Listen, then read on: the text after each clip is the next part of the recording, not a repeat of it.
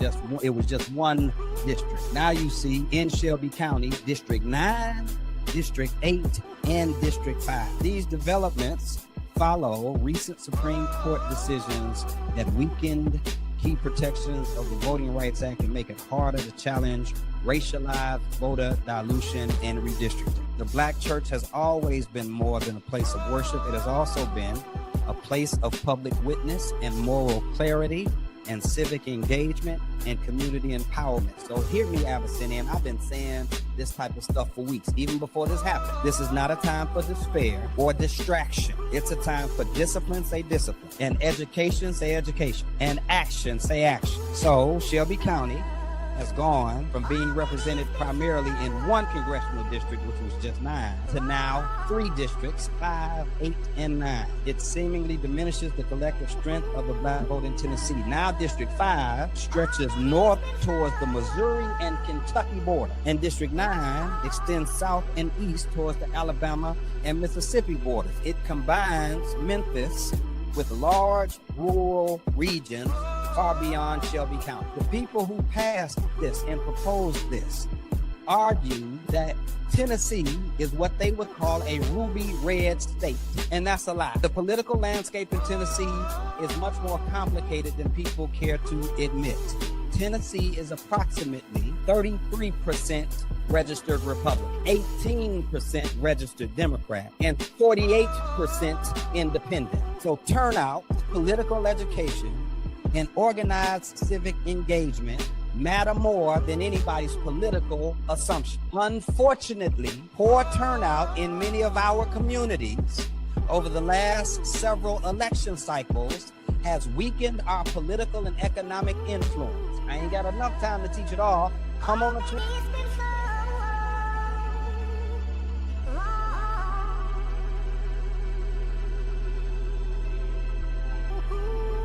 Memphis and Shelby County are facing one of the most significant political shifts in recent history. Tennessee lawmakers recently approved and enacted a new congressional map that dismantled and cracked the former congressional District 9. It was historically centered in Memphis, and it was reflective of Black political power in West Tennessee. So if you look on that map, down in the left corner is Shelby County, and District 9 used to be most of Shelby County. It was just one district. Now you see in Shelby County, District 9, District 8, and District 5. These developments follow recent Supreme Court decisions that weakened key protections of the Voting Rights Act and make it harder to challenge racialized voter dilution and redistricting. The Black church has always been more than a place of worship. It has also been a place of public witness and moral clarity and civic engagement and community empowerment. So hear me, Abyssinian. I've been saying this type of stuff for weeks, even before this happened. This is not a time for despair or distraction. It's a time for discipline, say discipline, and education, say education, and action, say action. So Shelby County has gone from being represented primarily in one congressional district, which was just 9, to now 3 districts, 5, 8, and 9. It seemingly diminishes the collective strength of the Black vote in Tennessee. Now District 5 stretches north towards the Missouri and Kentucky border, and District 9 extends south and east towards the Alabama and Mississippi borders. It combines Memphis with large rural regions far beyond Shelby County. The people who passed this and proposed this argue that Tennessee is what they would call a ruby red state, and that's a lie. The political landscape in Tennessee is much more complicated than people care to admit. Tennessee is approximately 33% registered Republican, 18% registered Democrat, and 48% independent. So turnout, political education, and organized civic engagement matter more than anybody's political assumption. Unfortunately, poor turnout in many of our communities over the last several election cycles has weakened our political and economic influence. I ain't got enough time to teach it all. Come on to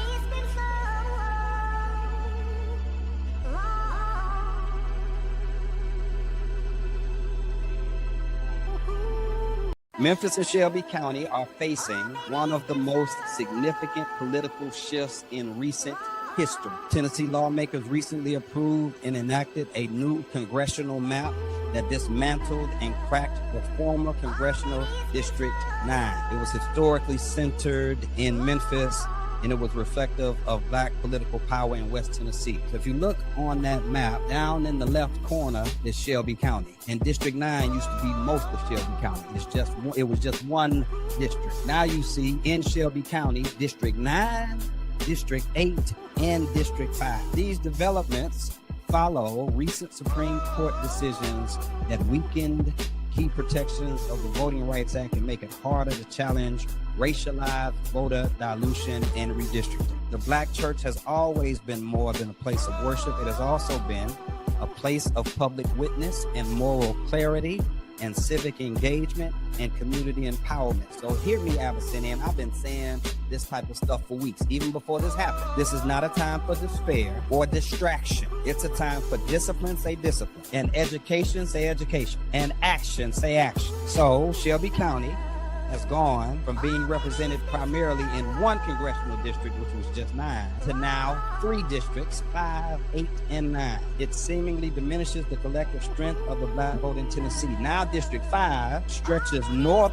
towards the Missouri and Kentucky border, and District 9 extends south and east towards the Alabama and Mississippi borders. It combines Memphis with large rural regions far beyond Shelby County. The people who passed this and proposed this argue that Tennessee is what they would call a ruby red state, and that's a lie. The political landscape in Tennessee is much more complicated than people care to admit.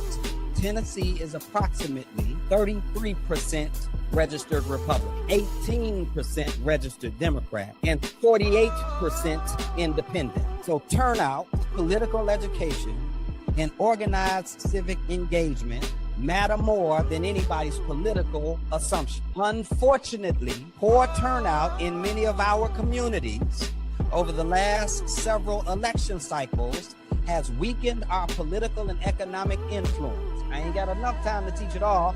Come on to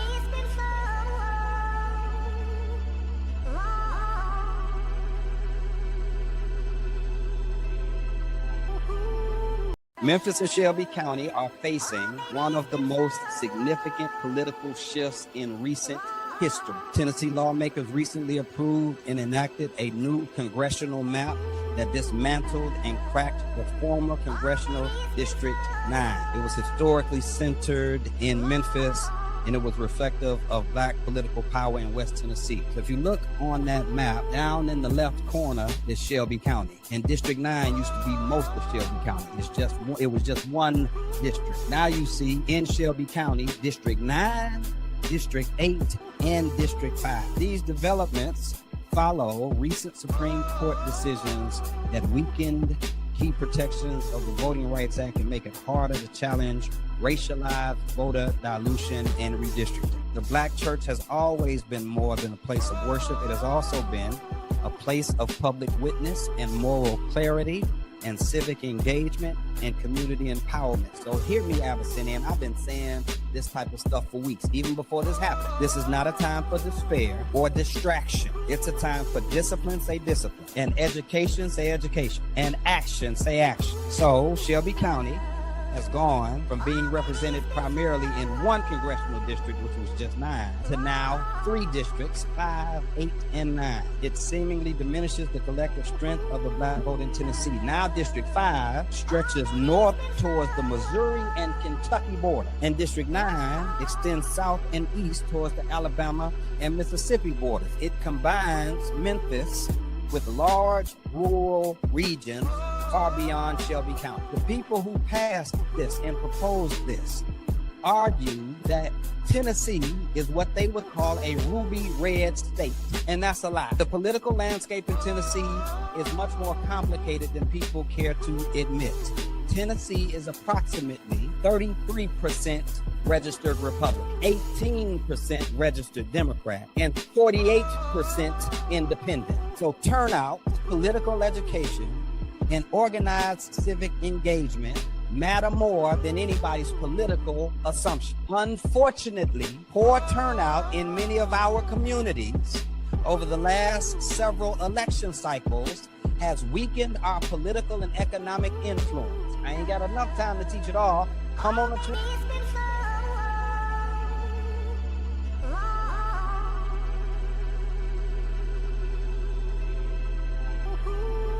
Memphis and Shelby County.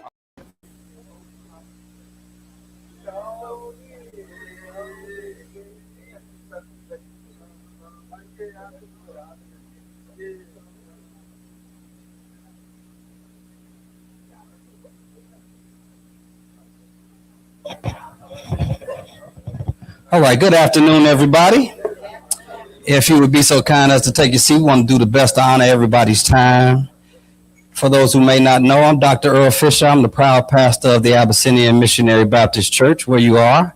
We are affectionately referred to as the Blackest Church in Memphis and Shelby County. So if you did not know that, that is exactly where you are. You are at the Blackest Church in Memphis and Shelby County, and nobody has been willing to contest us for the title. Make yourself at home. Hopefully somebody has already greeted you. If not, on behalf of the Abyssinians, some of whom are here, I want to say welcome, and we hope that you make yourself at home. And this is not the only time you could or should be at Abyssinian. If you are an Abyssinian, would you stand up for a second and look around? Y'all could give it up for the Abyssinians who are here. They are standing because if you have a question about anything happening at the church, or even insofar as the building is concerned, you don't just have to ask the pastor. You can ask any of them; they will let you know. Y'all can be seated. One more time for the Abyssinians here. Thank y'all. Housekeeping: if you need restrooms, directly to the double doors on your left, on your right, and on my left. You can go straight through those double doors. First door to the left is for the men. The second door to the left is for the women. We want to do the best to honor everybody's time today, but I want to thank you for spending some time today. Thank you for being here. Give yourselves a hand. I am not only the senior pastor of Abyssinian, I'm also the founder of UPTheVote901, who is hosting this event today. So thank you for taking time out of your Saturday on this holiday weekend that is not lost on me, as we are gathering in this moment that I believe demands more from us than just some frustration, which is valid, and even some of our social media commentary or political performance that I can appreciate, but it's not the totality of what we need in this moment, because the fact is, you are in this room right now because it says something important. That somewhere deep inside, you still believe that democracy matters and that participation matters and that Memphis is still worth fighting for. If you know, like I know, you can admit that Memphis has been through a lot lately. Yesterday, the city celebrated 207 years since its founding, which is 207 years of contradiction, 207 years of beauty and brutality. 207 years of grit and grief and resilience and resistance. We are a city that has known triumph and tragedy. We have survived floods and segregation, political corruption, economic abandonment, violence, and heartbreak.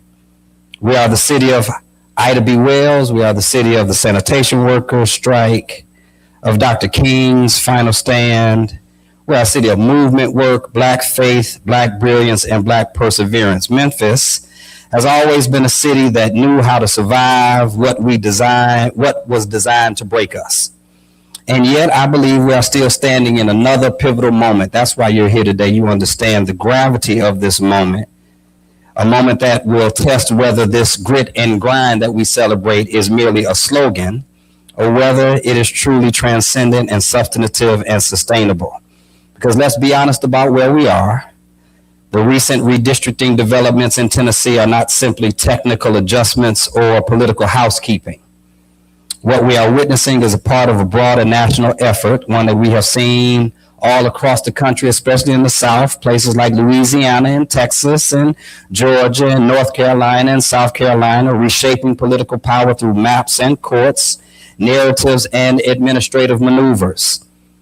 Historic Congressional District 9, long centered in Memphis and reflective of concentrated Black political power, has now been cracked apart and redistributed in ways that many of us believe weaken our collective influence. As many of you might know, but just in case you don't, this comes after years of Supreme Court decisions that have steadily been weakening our protections related to the Voting Rights Act. At the same time, we continue to hear a story that Tennessee is somehow hopelessly ruby red, that political outcomes are predetermined, and that meaningful resistance is impossible. But let me present some numbers over those narratives. Tennessee is approximately 33% registered Republican, 18% registered Democrat, and 48% of the people in Tennessee identify as independent. Now, those numbers alone will not save anybody. Discipline matters, organizations and organizing matters, and God knows political education matters. But what those numbers reveal is possibility. They reveal that Tennessee's future is not settled. They reveal that what many of us have accepted as inevitability may actually be a failure of turnout, inadequate strategy, and a lack of long-term organizing. That means this moment requires something else from us. It requires repentance. Say repentance. I ain't preaching, but I am talking, and I'm a preacher, so do with that what you will. I mean this sincerely, and I said this in a Facebook Live earlier this week. We need people to repent. There are some politicians and pundits who need to repent for misinformation and false promises and shallow analysis that have left communities cynical and confused. There's also some community members who need to repent because some of us were loud and wrong, making and mistaking social media for strategy and cynicism for political consciousness. And I said it before, I'm going to say it again. I'm at my church. Y'all can't whoop me. Try if you want to. But there are some faith leaders that need to repent too. Too many preachers abandoned movement work, embraced silence, and preached a version of faith that's disconnected from public struggle. The black church has never, say never, never been apolitical. We have always, at our best, stood at the intersections of faith, freedom, justice, and community responsibility. And that's why we in this space today. Because repentance without resistance ain't gonna change nothing. And resistance in this moment means resisting the wrong impulses. We need to resist factionalism. We need to resist tribalism. No one person, no one organization, no one event, no one initiative is going to be able to complete the comprehensive work that needs to be done. UPTheVote901 is committed to doing our part, but we cannot do it alone, and we know. So let's all resist ego. Let's resist jealousy in the ministry and the movement. I thought I'd get 4 amens right there. Let me see if anybody said amen online. Because if we're honest, part of the challenge before us is not merely what others are doing to us. It's whether we possess the spiritual, emotional, intellectual, and political maturity to meet the demands of the moment and not tear each other apart when we should not be the main target.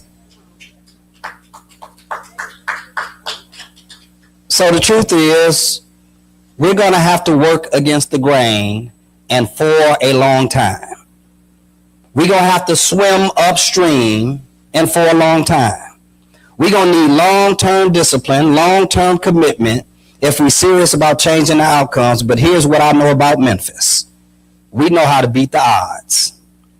We've done it before, and I believe we're going to do it again because the grit and grind of Memphis at its best has always been more than just hustle.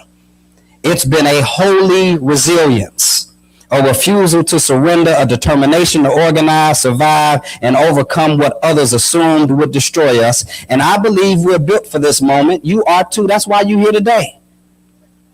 And more importantly, I believe God is with us in this movement.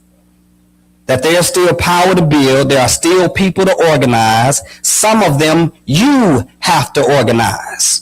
There are some people who need to be touched who will not be touched unless you touch them. We need you to get to work too. And I think that's why you're here, because you want to get to work. We got people who need to be educated on the voting process and the political realities.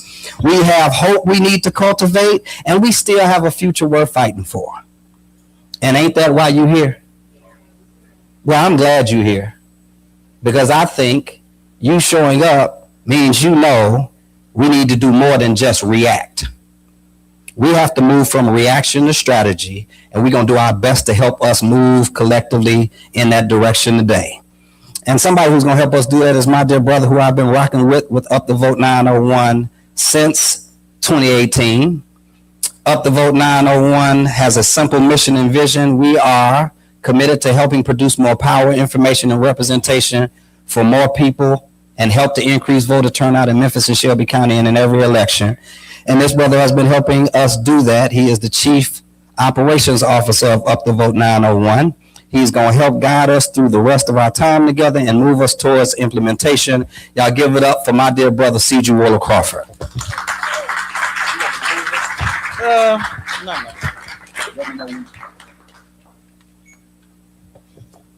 Hello, everybody. How y'all feeling? All right. You didn't ask me. I'm personally well, and I'm politically frustrated. All right. The event is called Numbers Over Narratives. Earle came up with that. You can tell it's Black preacher alliteration, but I really like it, and I think that it really fits this moment. Too often, folks present numbers like they want to fact you when they really want to fool you. They give numbers when percents would tell a better story, and vice versa. Let me give some examples. 1 million Americans have experienced such and such. Now, you're supposed to be agitated to a frenzy because you can't picture 1 million of anything. And 1 million people is more than we have ever seen at any event. So we imagine that this is practically the whole country. We need to know, though, that there are 330 million Americans, which means that 1% of the population is 3.3 million, and that means that 1 million isn't even a third of 1%. Now, that doesn't mean that if the thing that we're talking about is bad, that we don't care, but it may mean that the system is not woefully broken around that thing. If you were to do anything with a success rate of 99.7%, other than paternity, you would feel like you're doing pretty well. What if I say, well, 50% of the trials turn out this way or that way? Now, that sounds statistically interesting. But you may want to know if we're talking about 3 unfavorable trials out of 6 total. Clearly, it doesn't hit the same unless these trials are travels to the moon or something. This all may lead you to wonder, does CJ have a fetish for numbers? And I can admit that I do. Today we're going to chat with a brother who says that I like math for math's sake. And even though I love the fact that the Arabic phrase algebra, from where we get algebra, means something like the restoration, and I do get a sense of catharsis from that, that's not what this is about. Truth and justice are tethered. And one of my favorite quotes ever is, it's hard to make a good decision with bad information. You should not be surprised when skewed data leads to suboptimal decisions, even when people mean well. But there are hateful agendas. Everybody does not mean us well. I don't want to tip my hand before I invite my guests up about all that we might say, Tequila, but the show Are You Smarter Than a 5th Grader came out in 2007. It was on the air for about 12 years, so lasted till about 2019. So maybe Trump's handling of COVID even killed the show. But how can a show like this survive if education is only a problem in Memphis City and Shelby County schools, or all of Black America?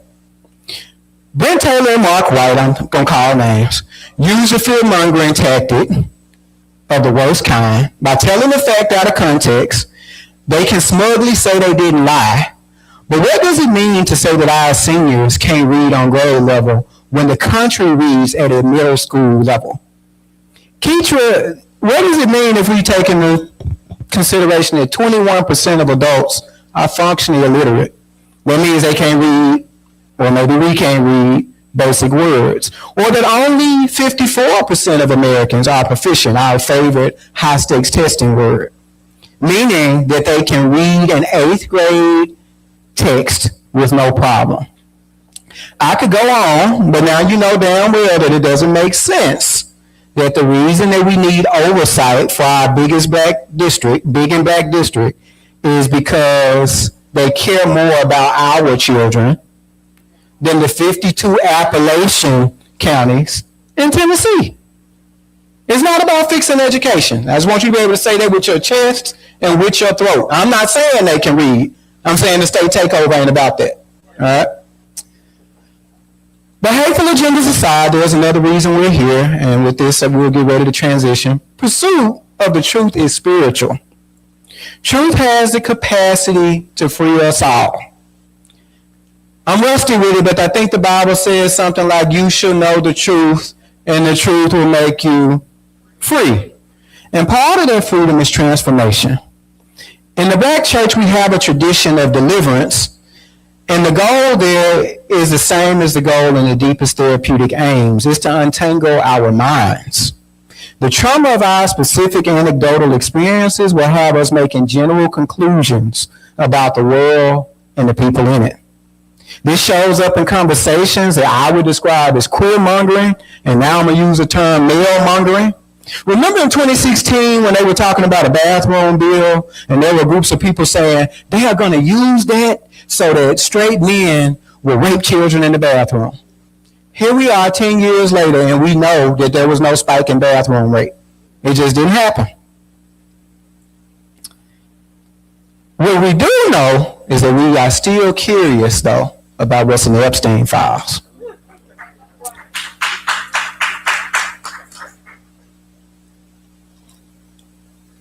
Some of us may recall, I'm trying to decide if I want to deal with this. There was a tragic incident where a man killed 7 of his children and he shot his estranged wife. And in that moment, I didn't watch the clip, but people were frustrated, I saw, about something that Roland Martin did. So I'm going to give a range because I didn't see it and I want to be honest. He did something minimally that was tried to humanize him. On the extreme, it came off as giving an excuse for what he did. And I even want to say that my personal vision statement is fair policy and love and community. Earle is there so you can ask him. The queer-mongering piece that we would have talked about had our guest been here, I came up with that because I care about issues for everybody. But everybody includes me. So today we also going to talk about men's issues, and we're not going to pivot from it and talk about another marginalized group. Because what I learned in that moment is that there may be a way that we're looking at data that means we dehumanize groups of people. When women kill children, for example, we may hear something about postpartum stress, or it could be mental illness, or what else might she be going through. We don't immediately assume pathology when somebody kills 7 children. But when it's men, some kind of way we get straight to something about their maleness that would make them do this sort of thing. So as we get ready to call up our guest today, what will these conversations be about? Well, we've planned to talk about the redistricting. We've planned to talk about the school board. Our guest is not here, but we would have talked about some of the queer-mongering that I've mentioned earlier. And we want to talk about what it looks like to have a politic that does not exclude and alienate black men. With that being said, I want to ask first, is Tammy Sawyer present? Is she here? Yeah. All right, very good. Didn't see you. All right. So I'd like to call up my friend and our Politico, Tammy Sawyer.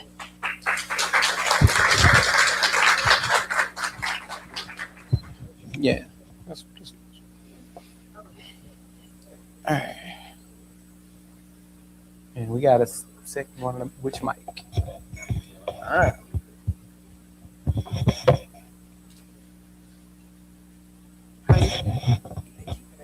Absolutely. All right, so I'm going to try to start with giving each guest a couple of minutes to frame the conversation how they would like, and then we're going to have a little dialogue. I'm going to get my paper so I can be on schedule, and we'll try to give a moment at the end for folks to ask questions of each person on the panel. All right, so I yield to Tammy Sawyer. Well, first of all, good morning. Good morning, everyone. So what I'm not going to do for 20 minutes is be interrupted by the pastor of Abyssinian, Earle Fisher. Good afternoon, everyone. What a beautiful sight. As the nice woman at the front said, it looks like we're waking a sleeping beast. So go ahead and give yourselves a round of applause. You know, a lot of us have been doing this work for a long, long time. I actually have a trauma response when I come through the doors of Abyssinian. I mean, this is where we cut our teeth. This is where we were organizing for Darius Stewart. You know, I realized walking in here today that I keep my distance because this was such a painful moment in our lives as we literally fought the system, ourselves, each other. I mean, me and CJ sitting together on a panel, that's the work of God. No, but it is a beautiful sight for all of us to be here because as Vice President Kamala Harris, and let me tell y'all, I love and respect Kamala Harris. She is a member of the greatest sorority in America, Alpha Kappa, Alpha Sorority Incorporated. I respect her, but I'm not a groupie for anyone, so except Beyonce. And so, like, I don't just quote people just because they're a person, right? Like, I quote people because the words make sense. But the no bad ideas moment that we're in, I mean, I think that's effing brilliant. Because what we have been doing for too long is waiting for the right person, waiting for the right moment. You know, I said this at Christ Missionary this week. I said, it's like when you want to go pick out a shirt and you say, I want to wear a pink shirt today, right? Because who doesn't want to wear a pink shirt? Men wear pink. You know, I'm just, y'all heard him talking, so I just, you know. But there's a specific color of pink you want. You got 4 pink shirts, but that hot pink shirt's not in there. And so you just waste 30 minutes trying to decide what you're going to wear because that specific hot pink shirt wasn't in there, but you got 4 other pink shirts, right? Now you're late for work. You're late to pick up the kids. You're late to do whatever it is. Your whole day's thrown off. But if you had just grabbed one of the pink shirts, I want to wear pink today, so I'm going to grab me a pink shirt and I'm getting on with my day, right? Now you've only spent 2 minutes, 3 minutes. But we are looking for that specific hot pink shirt to solve this crisis. And let's be clear, we are on the precipice of the biggest loss Black people have known in America since our enslavement. We are, and that is not fear-mongering, that's reality. So it's time for us to look at the closet, grab a shirt, and go do what we got to do. Absolutely. It's time for us not to wait for CJ to come home so he can listen to you be upset about a specific shirt not being there and pick the shirt. It's time for you not to wait for Nike to drop the line and tell you that you like pink, so you're going to go get that pink shirt. It's going to take all hands on deck. It's going to take all types of plans. We can't be fighting over jurisdiction. This is all our city. This is all our county. This is all our state. I know my people bled and died in this country. Did yours?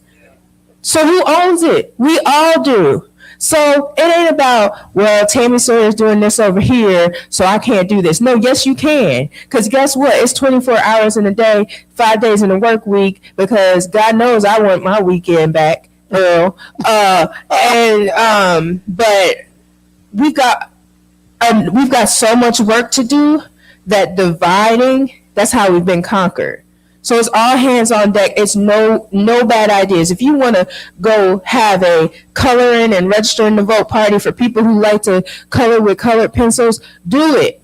If you want to teach people how to make matcha lattes and coffee black while registering them to vote, do it. If you just want to walk down Winchester and talk to people about being registered to vote, don't wait for Earle to tell you to do it. Don't wait for me to tell you to do it. Don't wait for Justin Pearson to tell you to do it. Don't wait for Jesus to tell you to do it, because Jesus already said, y'all ain't faithful because y'all ain't working. Now to the numbers. All right, numbers. All right, so let's assume that we all don't know. I kind of feel like this is preaching to the choir, but let's kind of get us caught up on the redistricting thing. Like, can you give us some of the background, like what happened that triggered it, and then let's talk a little bit about the bills that were actually passed at the state legislature. Absolutely. So first things first, if you are still confused about your current district, you want to go to the GoVote901 app, okay? You can put your address in, and here's one thing I want us to say to each other and then to our community as we're teaching people how to get informed about politics, right? One thing to know is that Memphis can be transient. We've had this conversation, right? People move a lot, especially younger generations. If you don't update your driver's license, your voting location stays where your last address was. So you might move from South Memphis to North Memphis because of housing, but and then you show up to vote and you think, well, I moved. I changed my mailing address, but you didn't update your voter registration and your driver's license. So now you're still over here voting for South Memphis, or you show up at a North Memphis precinct and you get frustrated or disappointed. Or you show up to early vote and you can early vote anywhere, right? And you see on the ballot, you're thinking, hey, I'm voting for Natalie McKinney because I'm over here in North Memphis. But wait, why is, Tamarcus Porter showing up on my ballot? I don't know what's going on. So one thing we want people to do is, because Memphis's biggest issue is not voter registration, speaking of numbers, we are a registered, Earle cussing here, so I'm going to start cussing. We are a registered ass city, okay? We are a low turnout city, all right? So when you have a city and a county with almost 1 million people, but almost 650,000 adults are registered to vote, stop talking to me about voter registration, okay? Now let's get the buses out, But I just want to say that, and this is not answering your question, but at least you know. But I did want to say that make sure that your personal registration matches where you live right now, because when you go in the Go Vote Tennessee app, and I'll make sure I get the right website before we leave, but when you go into the website or you use the app, it's going to show the location and the voting information for where you were last registered. Now, the reason that's important to your question is because where you are registered is going to show which of the new districts you are in. So you can't just be like, I live on Jackson and Valentine, right? And they intersect, right? I live right on the corner of Jackson. No, those go to, Jackson and McLean. Okay, thank you. You can't be like, I live on Jackson and McLean, so I know I'm in District 9, right? Because if that doesn't match your voter registration, you might not be. So make sure we're telling people to have their addresses updated on the registration. You can do it online so that they can accurately know who and where their representation is, okay? So how did we get here? I mean, racism. Memphis is the largest Black county in Shelby County. Memphis is the largest Black city in the country, based on percentage of people who identify as Black or are Black. And so what's happened is we have this MAGA hustler, Brent Taylor, who has decided that he couldn't do anything 6 years ago.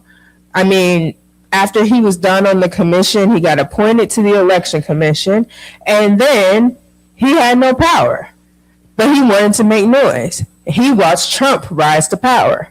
So he says, oh, okay, let me go be baby Trump. I used to call him the Trump of Eads, right?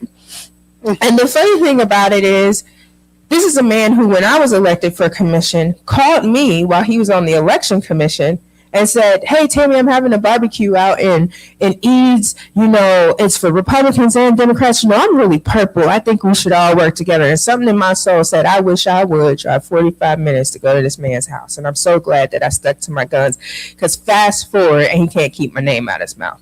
But not only can he not keep my name out of his mouth, not only can he not keep D.A. Moore's name out of his mouth, he can't keep Memphis's name out of his mouth. And he ain't lived here, paid taxes here.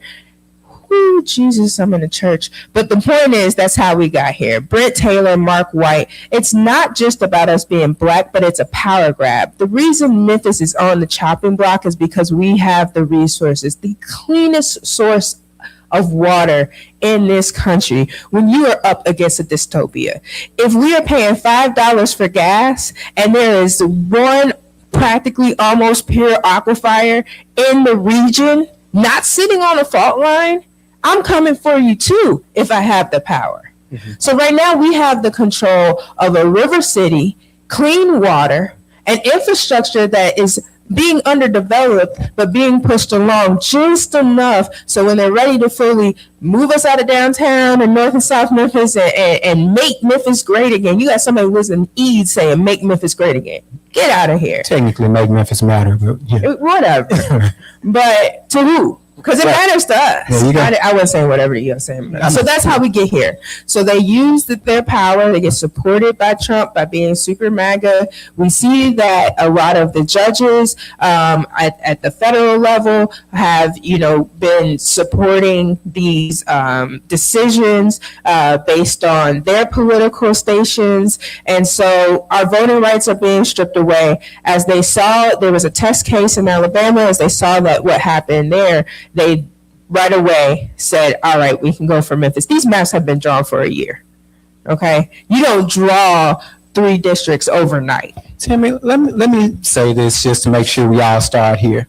You know about the Supreme Court deal with Louisiana, right? Which gutted part 2 of the Civil Rights Voting Act. That's the thing that protected black districts to make it to where we could have black representation in Congress. Immediately, at least it felt, after we saw that decision, Marsha Blackburn, MAGA Marsha Blackburn, jumps online and produces an all-red Tennessee map.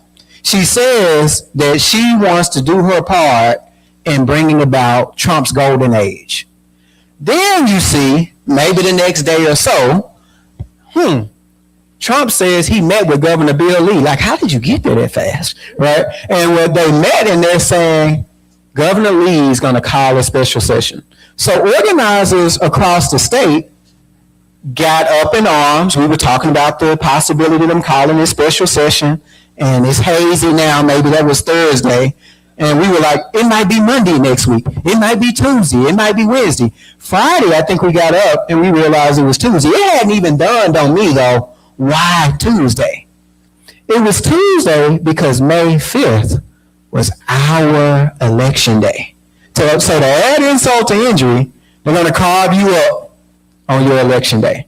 So now let's move forward and talk about actually being in Nashville and watching what felt like a time to kill or something. Like, you just know that this is the most rigged situation ever. And I want to talk a little bit about the Bills, because when we say that they cheated to win, I just want to get it on public record. I want us to know what they look like, right? So I'm happy to pass it to Tammy if you want to talk about it, but I'll start with this. They removed residency requirements, which really meant that you could live anywhere and still run, but they did one person a favor. Can you talk about how they drew those districts to favor somebody? Yes. So the app is GoVote901, and the website. I'm going to pick it up at the end. Okay. And then sos.tn.gov. Okay. So yes, with Brent Taylor, the map was drawn like literally, and Otis Sanford, pointed this out. And they literally, you can see the line drawn around his house. Like, they drew his block in so he could be in District 9. And this is what I'm saying. Like, this was all prepared, like you said. Callis, that's the Supreme Court case, happens, and Blackburn and, several others, Cameron Saxton, they already have this Make Tennessee Red map online before we can even finish reading the article, before we can finish listening to CNN or whatever we're doing. So this has been, happening in preparation for a long time. And so, Brett Taylor's running for 9. He actually told Pastor Keith Norman on the news, like, I look forward to inviting you to my victory party. And the lack of humility there, first and foremost. Do you know what I mean?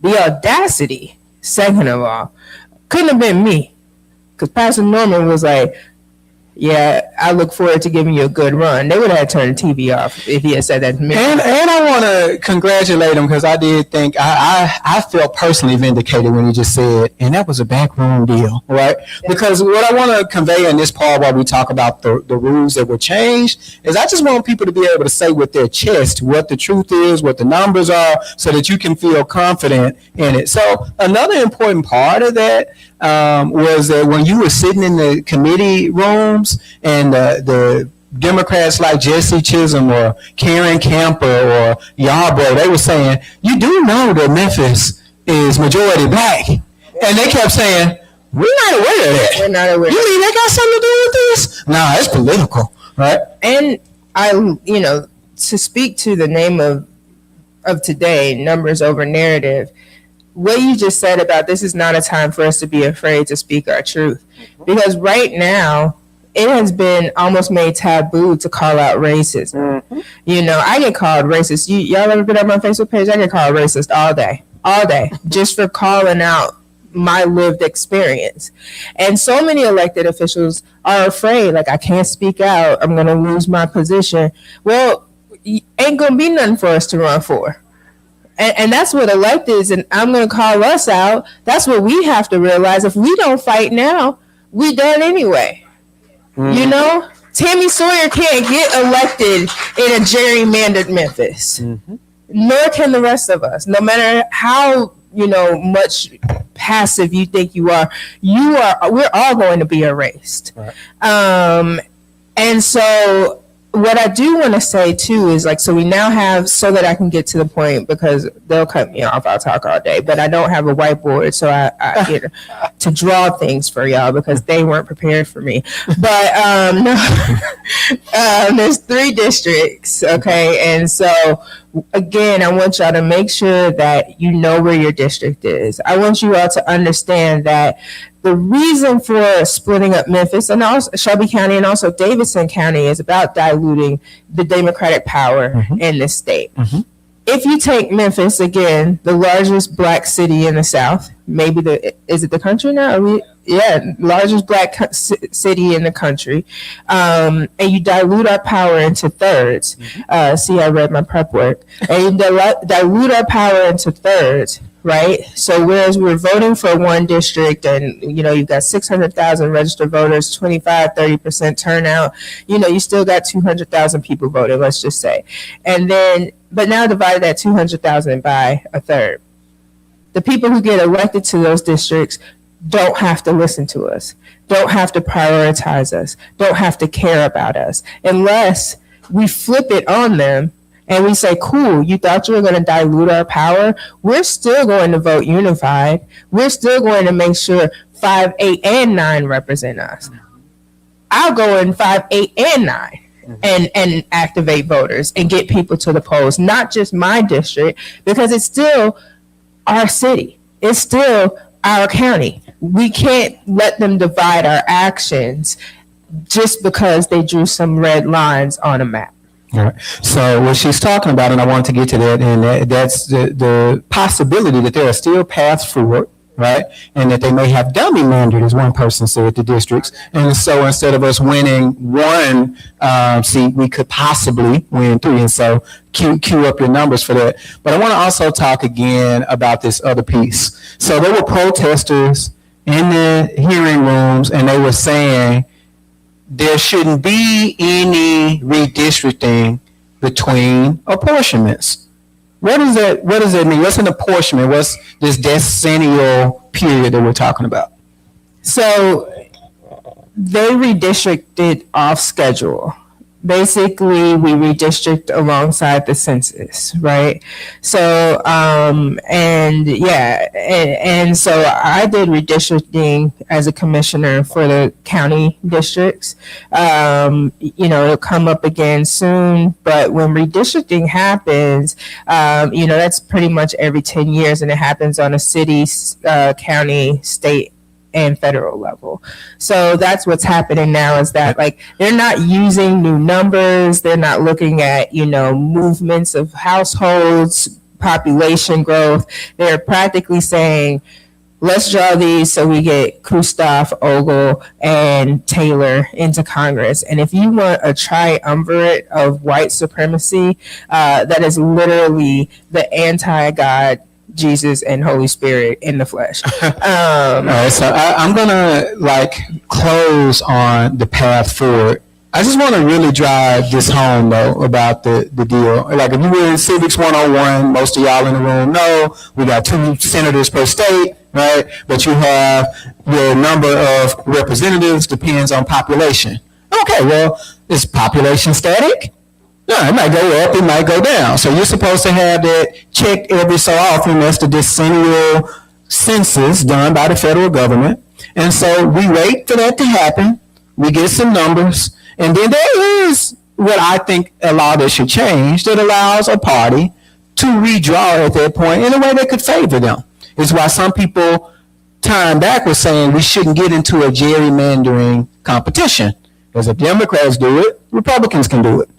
But what's happening here is that they actually sat in our faces and changed the rules on the spot. They had to change the Tennessee code annotated, I think, part 2 or something, to say that now we're going to rewrite the rules right in front of your face to say that we can draw the lines now. And I just want to be clear before we leave the room what the motivation is. It is because they are afraid, not that they just may lose power. We got a president who's backed by a corrupt Supreme Court and Congress won't rein him in. But they want total power. And so they want to make sure that they can redraw these lines before midterms so that they can try to retain or add as many seats as they can in Congress.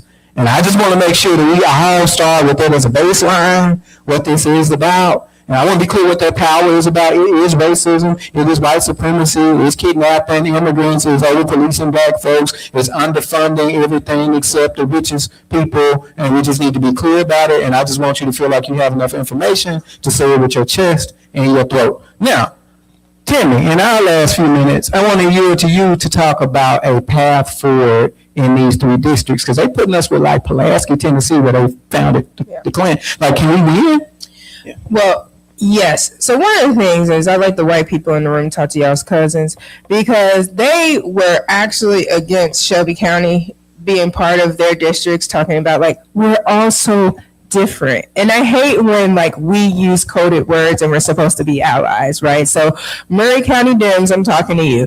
But now we're all together. And so for Shelby County, for Memphis, first let me say first and foremost, because I always feel the need to start here. If you live in Shelby County, you vote in Shelby County. I know this is a very engaged room, but please tell your friends and family member, Memphians vote in Shelby County elections.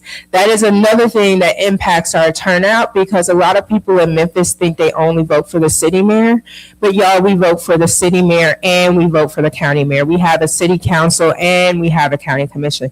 The county mayor and the county commission aren't just elected by non-Memphis cities. So that can help us a lot because I talk to people all the time and they do not realize that they play a role in county elections, okay? So path forward, 1 is information sharing. You know, I do it all the time. I do it at the speakeasy. I do it at the skate park. I do it in the coffee line. I do it, I don't go to the grocery stores, but if I did, I would. Theory. Yes. So this has to be part of our daily conversation. You know what I mean? In more ways than anything else. What we need to be talking about from now till November and beyond is this. And then so that's first and foremost. I'm exhausted, but can't be. So neither can y'all. Okay. And as far as these 3 districts, you also have to understand we are going to get voter apathy and exhaustion because it's too much. It's too much. There was just an election in May, there's an election in August, and there's an election in November, and people really just don't know what's on the ballot. So the first piece of information I'd like you all to make sure you share is what's on the ballot in August and what's on the ballot in November. August is your county general. So you've already voted the people, that's locked in. We know who the Democrat nominees are, who the Republican nominees are for your county positions, right? Even if someone doesn't have an opponent, they still have to be certified in the August primary, meaning like, who's unopposed? Regina Mitchell, Dr. Mitchell, right out here. But if you voted for someone who doesn't have another party opponent and they were in a county election, they still have to be on the ballot, okay? So the August is county general, state primary, and federal primary. So your federal election, the congressional elections, and your state elections, there's state senators up for election, there's House of Representatives. Those are your party races. You pick, that's when you pick, they slide you the sign and says pick D or R, and so you're having 2 levels in one election. It's going to be very important for us to make sure people know this, right? And then you're going to, in November, come out for your state and federal general, which is going to mean the selected D versus the selected R. Now, the path forward for Democrats is that we actually can organize 5, 8, and 9. We have very strong people in all races. I'm going to be very careful not to endorse or say any names. I invite you all to look at who is on the ballot for 5, 8, and 9. Okay, just to be fair, I'm not going to do that right here. If you want to know my personal opinion, all you got to do is go to my Facebook page. But in 5, 8, and 9, there is a path to victory in all of them because they're overplaying their hand. And I know I run long, but you did start 3 minutes late with my session. But let me just say one more thing, y'all. Where the Republicans are overplaying is with their own party. We are starting to see an anti-MAGA movement within Republican Party. I just saw Lamar Alexander, a lifelong Republican, call out Knox County for banning Roots. Did y'all know they pulled Roots off the shelf in Knoxville? Lamar Alexander made a post highlighting his relationship with Alex Haley and calling him a true gem, a son of Tennessee, and how dangerous it is for us to pull that type of history off the shelves. We also just, so we are seeing little things happen in that way. And that's why I say, like, when I'm calling out white people, I'm not being shady, but y'all have more connection to the white community than I do. So those folks who are like, yeah, but I'm a fiscal Republican, cool. Stop talking right there and let's talk about what MAGA is doing to your party. And if we can pull them back center, folks who can do both sides of that work, we can also see less harm coming out that party. While we are still focused on beating them anyway, let's make sure that when they do win, that they're electing people who are doing less harm too.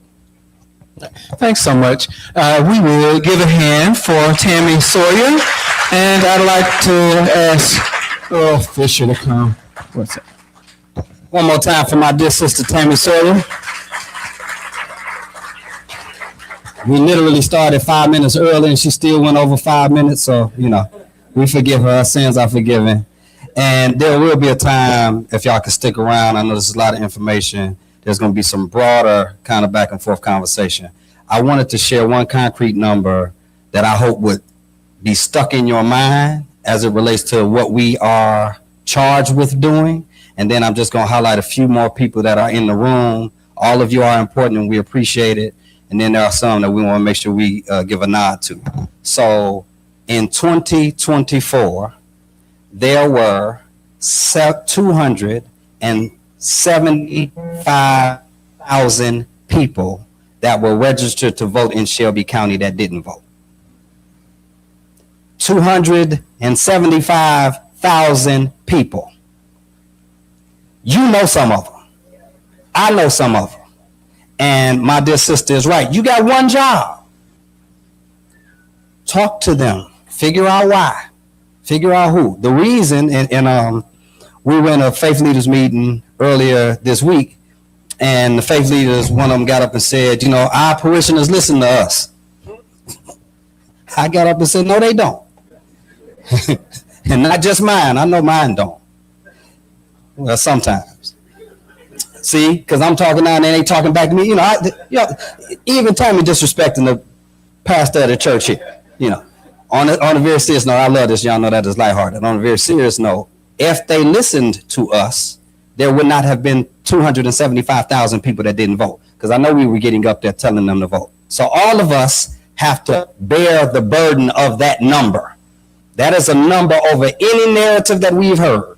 There's a lot of opportunity there, because if we increase that number substantially, and y'all hear us say this several times too, we're looking at a 50% turnout in August, 75% turnout in November. That's what we're aiming for. We need your help to do it. We cannot organize all of that. You have to organize some of that, 10, 15, 20, 100, 1,000, something to that effect. But 275,000 people were registered and didn't vote. So keep that number. CJ is about to bring up our next guest, but I wanted to highlight a few other people who are in the room. If you are a pastor or a preacher, would you please stand? We have been working with pastors and preachers for quite some time. Thank all of y'all. I won't call all of them. They know, y'all know them, and we are glad that y'all are here. Also, the District Attorney of Shelby County, Steve Mulroy, is here.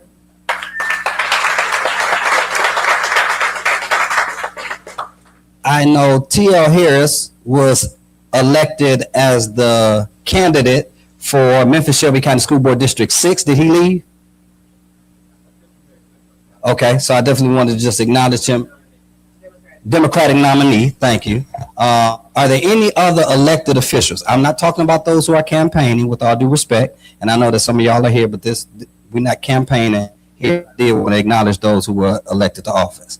And of course, one of the reasons we appreciate when those who are elected to office come to events like this, especially when they're not on the program, is because it means they're willing to be in direct conversation and dialogue with you, even about the issues that are important to you. So thank you again. If you are an elected official, thank you for coming. T.L. Harris, come on in here for a second. I just want y'all to see his face. T.L. Harris is the Democratic nominee for Memphis Shelby County School Board District 6. Also, I guess he drug in with him Willie Simon, who is the chair of the Shelby County Democratic Party. Wave your hand. Okay. So what's the number? How many people sat out last time? If you don't tell everybody you know about that number, even the people who you think voted. Matter of fact, how many of y'all in here didn't vote last election? Yeah, so, yeah, you're in the Blackest Church in Memphis. We'll squeeze the lie right out of you. Where that gun at? Jilly, come here. Let me get that. No, don't do it. But thank you for being on point. All right, we know somebody in that 275,000. So please be prepared. That's one concrete number. 275,000. What's the percent turnout we're trying to get in August? What's the percent turnout we're trying to get in November? All right, y'all put your hands together. Caesar is going to bring up the next guest. Thank you. While we do that, I just want to do one liberating thing. When we hear those voting statistics, it's so important to me that we don't turn that into some anti-black narrative.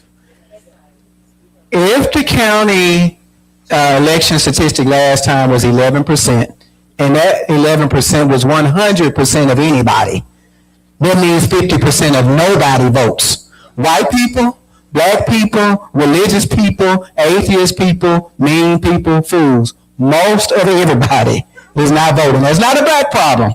That's everybody is not voting problem. And it may mean that they are too discouraged in the system, and they need to have a conversation with you so that you can give them a vision of what it can be and why they need to be activated. Thank you so much. Let's welcome Ms. Natalie McKinney.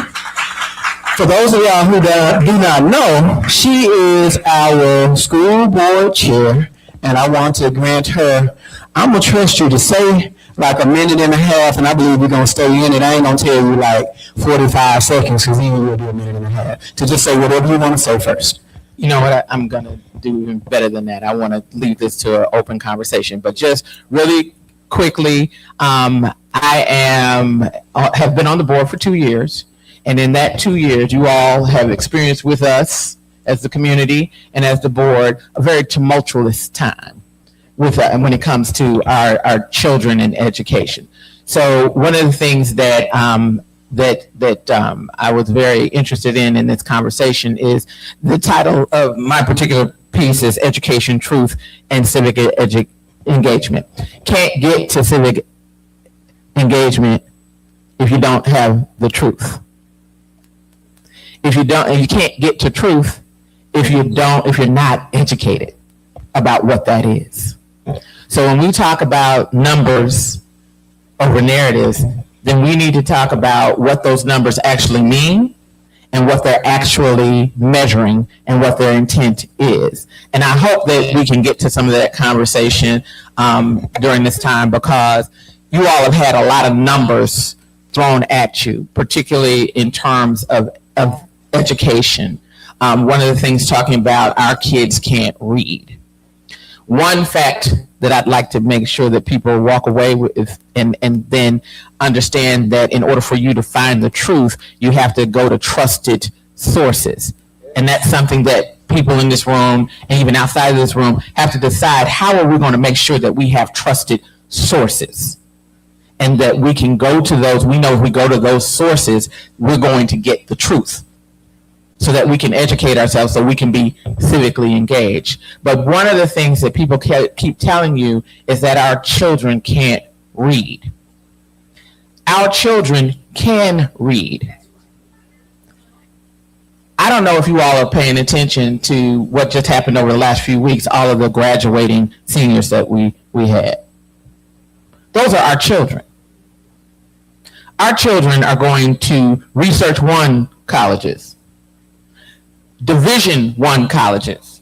They're going to TCAT. They're going to Mortec. They're going to nursing programs. They're going to 2-year programs. They're going to HBCUs, Lemoyne-Owen, Howard, Spelman, Morehouse, Fisk, Lane,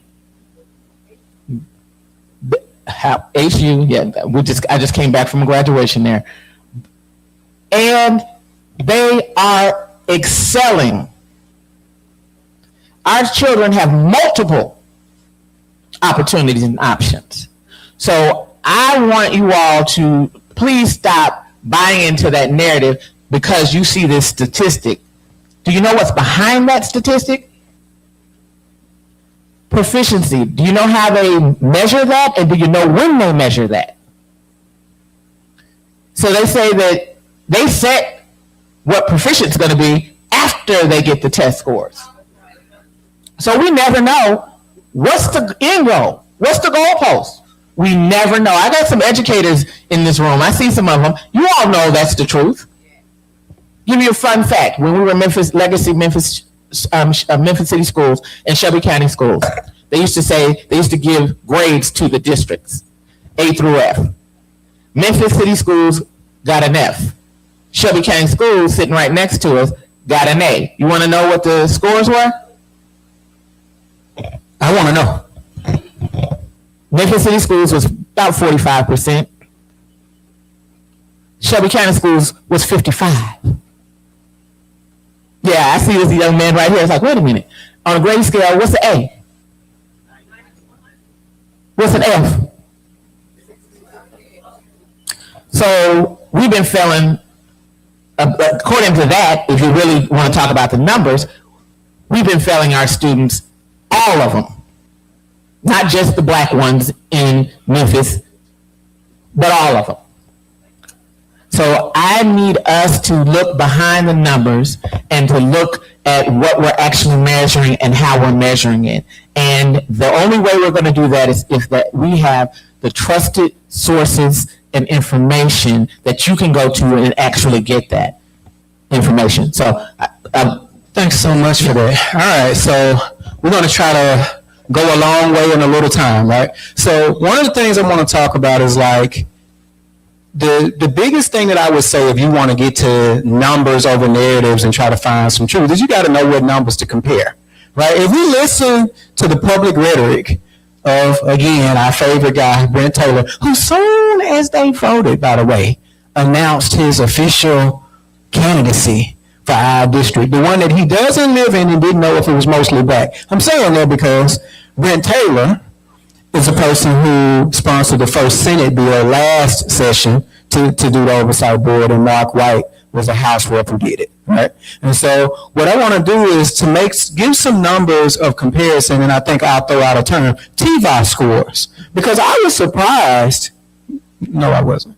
I was surprised when I looked at the TVOS scores of other counties across the state, and I realized that, correct me if I'm wrong, like, let's frame it this way. If we are failing, is passing an overnight thing or is it a process? And if it is a process, how do we tell if we are working that process, right? Would it do these TVOS scores and if there is growth towards proficiency? And then where do we stack when we compare to like other rural white counties? So just in a nutshell, we have been growing. Growth is that you are moving a student from one place to another over a year. That is growth. Proficiency is you're moving them to a particular spot that someone has said they want you to meet. So we have over the last 5 years, and remember we're in 2026, and remember what happened 5 or so years ago, 5-6 years ago, we were in the pandemic, so everybody tanked. We have been growing at level 5, meaning we have surpassed what they expected us to do for the past 5 years. So, and we have been doing that better than, let's see, we're like at 68. Humboldt, name some of them for you? Yeah, okay. Go ahead. So plenty of them. What I want to say is there are like 52 Appalachian counties. We score similarly to them by some measures. But the point is, many of those districts like Pickett, Humboldt, I got a list, you can check my Facebook page, they scored a 1. So I want you to just let that sink. They scored a 5, which is the highest. Right. They scored a 1. How does that trigger we need to take over your school board? You're going to have to ask them. Okay. Okay. Well, maybe there's another number we need to know. Yeah, so there's 6 potential triggers. Okay.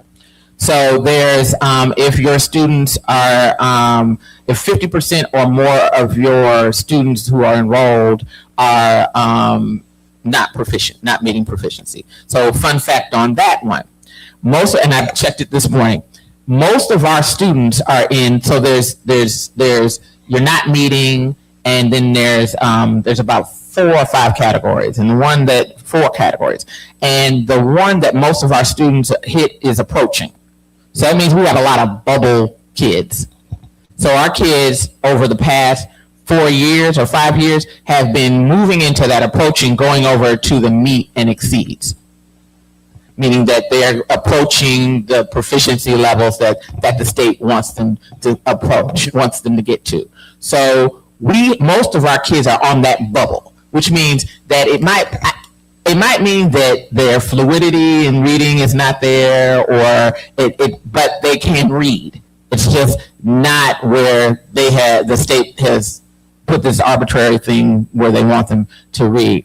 And so our students are actually moving. And in fact, we are, there's a study that came out, and someone brought up the fact that it's a Fordham Institute. It was 2021, but we have since then continued to grow as they had acknowledged. And we are, this independent institute said that we, Memphis Shelby County Schools, we are doing the best. We are number 1 in growing Black and brown students who are economically disadvantaged. So in spite of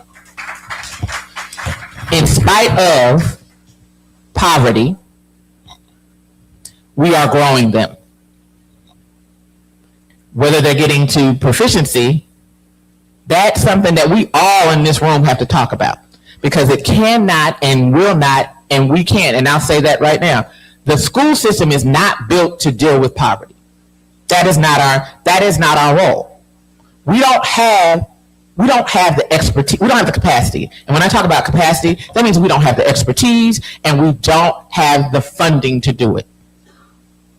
We just don't have the capacity. Those are external factors. So that's talking about transportation. That's talking about workforce for the parents. That's talking about housing. That's talking about food. That's talking about all these things that the school system was never built to do and is not built to do.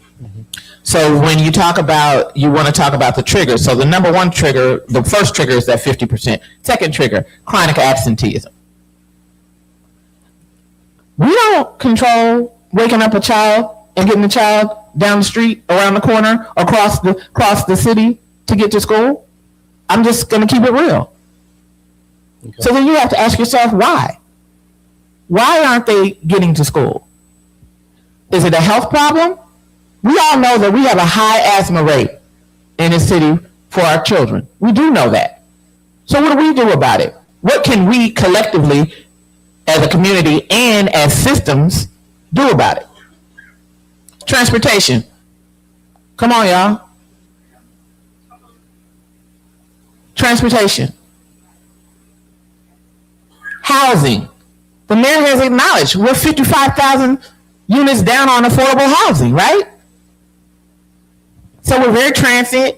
So we don't control some of these external factors. And also, this is the only state in terms of a takeover statute that other states may have, that has used chronic absenteeism as a trigger. Yeah. Could you name the rest of those triggers and then maybe we'll unpack some of them? All right, let me see. I can remember. I wrote them down for you. So there's the TCAP, the proficiency. There's the chronic absenteeism.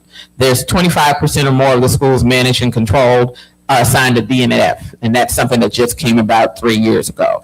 At least one of the schools is identified as a priority school or maintain priority school designation for immediately the 5 preceding years. So basically, you're going to probably always have a priority school, and so that means that'll always be an issue for people, because they're going to be a bottom 5%. You could be, all your schools can be at 80%, but you're going to have somebody who's in the bottom of that, right? Mm-hmm. So you're going to have a priority school based on the definition of priority schools. Then it's very curious, the Commissioner of Education determine that findings of an audit conducted or initiated or directed by the comptroller shows deficiencies in management, accounting, or internal controls, or instances of fraud, waste, abuse, or financial mismanagement, including mismanagement of financial records. And finally, employed 2 or more directors on an interim basis in the immediate preceding 4 years, resulting in inconsistent district leadership and operational instability. So they started last year. They got pushed back because whatever the triggers were, we're going to bring in all those other counties. So they said, well, we can't bring in, so the deal evidently was, we can't bring in the rest of these counties. So we got to figure out how to make it very specific to Memphis. So they created the trigger and then put it in the legislation. Right. So I want to be clear, and I want to move on from there. What I want you to take from it, though, to be very clear, is even Otis Sanford, who is a pretty moderate, will give you some conservative points, some liberal points, says this was a hit job on our school system. They tried to find 6 very specific things about our school district and pick it to make you ripe pickings for it. And so I want to deal with a difficult thing, because now we're at a point where it's done, right? Like they've passed a law that we saw that Governor Bill Lee appointed his, I think, 5. One was over Beverly Robertson, who was on the Chamber of Commerce. I saw a previous superintendent who was dealing with portfolio schools and stuff. In other words, they've already started setting up the oversight committee.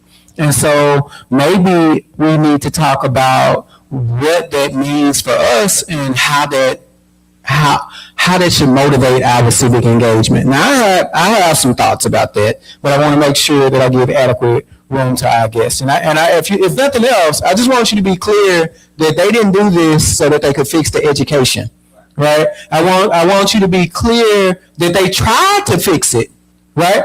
10 million, it may have been $1 billion in 10 years is the numbers that come to mind when they did the Achievement School District, and they failed. And they failed. And admitted they failed. It is known, right? So if they could not take and move the bottom 5%, what they going to do with 100? Let me give you some guesses to what they're going to do. Control the contracts. Decide who's vending. What are they going to do? Appoint people who will do their bidding. Everybody who's on this oversight committee, they're appointed, and they can be removed at any time. So if Bente don't like what they said on this one, they can be out. All right. So I just want to be clear, because my biggest aim here is that you can say with your chest and with your throat, we got enough numbers to know we can say this and not feel guilty. Tell us about civic engagement, and I assume that this might be our cue. Go ahead. Yeah, so that's a good question, because when you look at the piece of legislation, there is nothing there that says that they have to answer to anybody but the people they're appointed to. Right. Absolutely nothing. Absolutely nothing. Mm-hmm.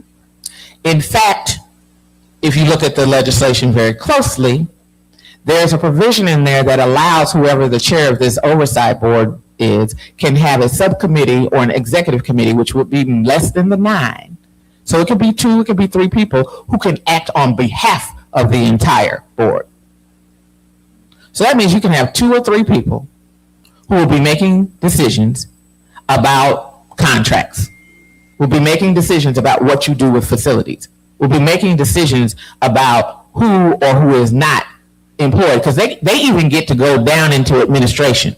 They can hire and fire employees sitting at a desk. That is insane. It is ridiculous. It is an affront on democracy. It is an affront on your voice as voters.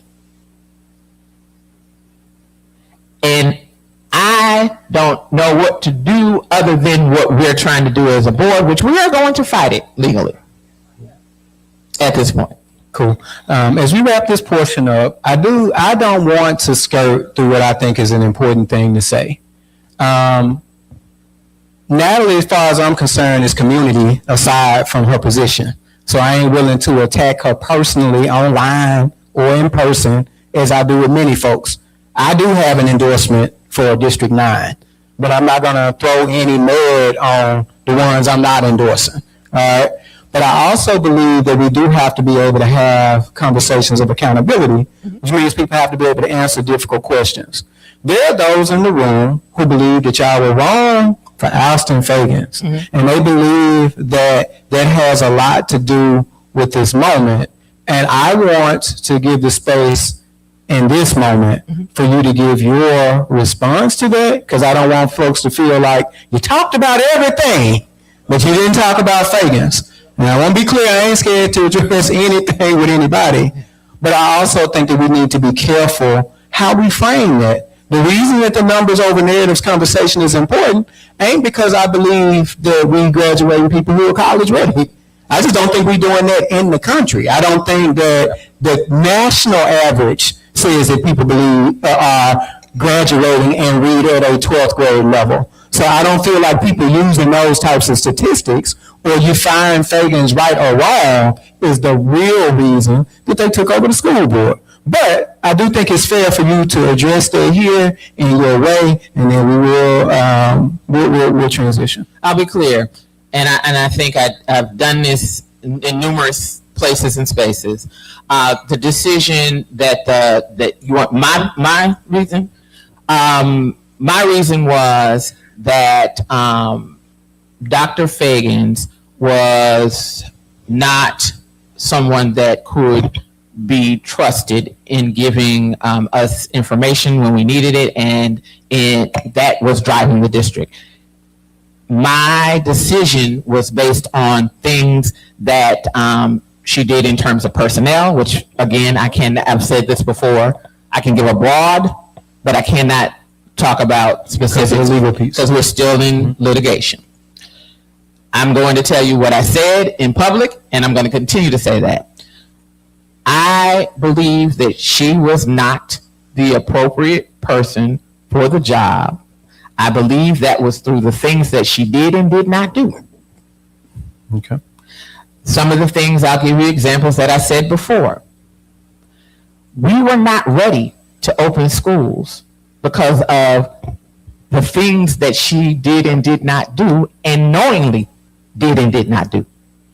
We were not ready for our students in terms of things like ACT prep. We're approving stuff that should have been approved in June, in December, in January for our students, which then put our students on a pathway of not being able to finish well, like getting their certifications. Our buildings were not ready, and we had all those shutdowns because of administrative decisions by one person. Because we had an archaic, and this is in the audit as well, we had an archaic system of the red folder, green folder, whatever that is. We had a $2 billion entity.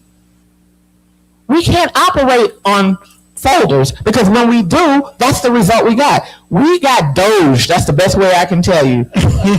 We got doged. Our human resources department, our student supports department, and student supports directly impacts our students. So these are the things that I know I made my decision on. But more importantly, the misrepresentations. I had a parent ask me, well, can't you, well, if that's an issue, can you mediate? I said, how do you mediate a liar?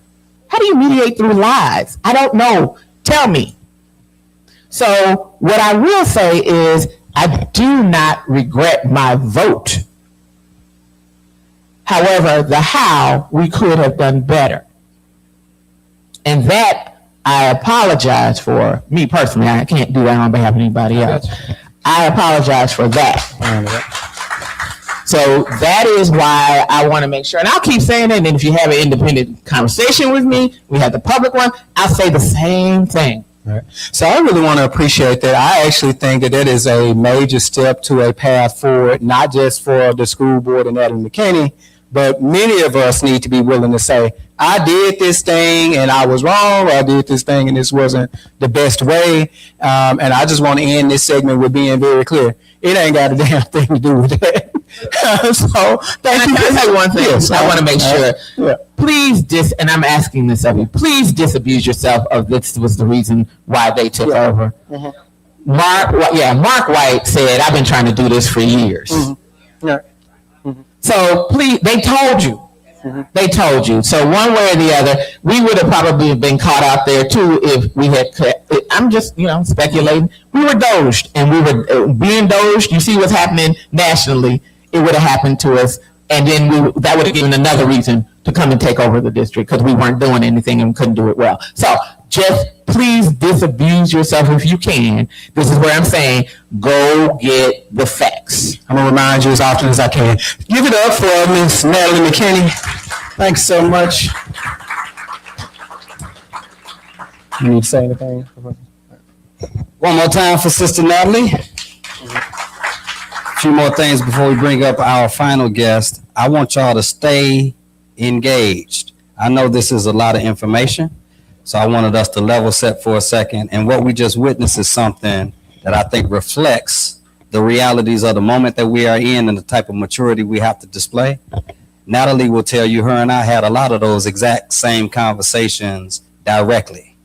And although we disagree on some of those things, you see she's still welcome to this space and we can have amicable discussion. We need to model that more broadly. Y'all don't have any idea how much me and this guy argue back and forth all the time. Somebody say yes, they do. I am not exaggerating when I say every day we arguing about something. But it is always in the spirit of brotherhood and trying to push our people forward. And so we need you to do that. We are here today to provide you with adequate information and strategies and numbers, but we need you to have the conversations. So please don't tip out if you can help it. We're almost getting to the part where you really get the nuts and bolts of what we need you to do moving forward. I have one more number I want to share with you, and that is 1.7 million. That's how many people were registered to vote in the state of Tennessee that did not vote in the last election. 1.7 million. It was not just Shelby County, to see Jude's point. Davidson County had 240,000 people that sat out. Knox County had 100,000 people who sat out. Madison County had 24,000 people who sat out. Y'all know folks in Jackson? Okay. Not only do we have a chance if we actually upped the vote to win these districts, you can mess around and flip a whole state. Thank you, Cedric. That's why we're sharing these numbers and these strategies, but we need you to help us do that. Faith leaders are here. I want to announce and impose upon you two things. One, to make sure that you are connected to the Black Clergy Collaborative of Memphis and the African American Clergy Collective of Tennessee, where we are trying to train our faith leaders to do more of this type of work. I want Dr. J. Lawrence Turner to stand up. Y'all give it up for my dear brother.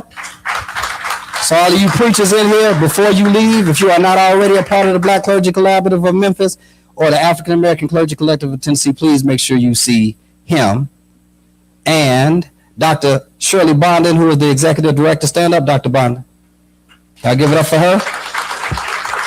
There is a whole toolkit out there, job of engaging with our community members and our congregations, because if we are going to maximize this moment, we do have to build coalition in these rural counties, as you heard mentioned earlier, okay? So please, y'all, don't tune out yet. I know this is a lot, but this is the type of information you need so that you can have the robust conversations that actually get some of those people out of the category of not voting into the category of voting. I'll say lastly, I was at the yesterday, and for the next several weeks, every week I'm there, we're going to have a politics hour. So I'm coming up in there, hey, let's talk, what y'all want to talk about today? Yesterday, I asked them if everybody was registered to vote. They said yes. Some of them said, yes, but I hadn't voted in a while. Am I still good? I said, we don't know. We don't know because if you sit out several elections, you get moved to the inactive file. And if you miss the next election, you get purged.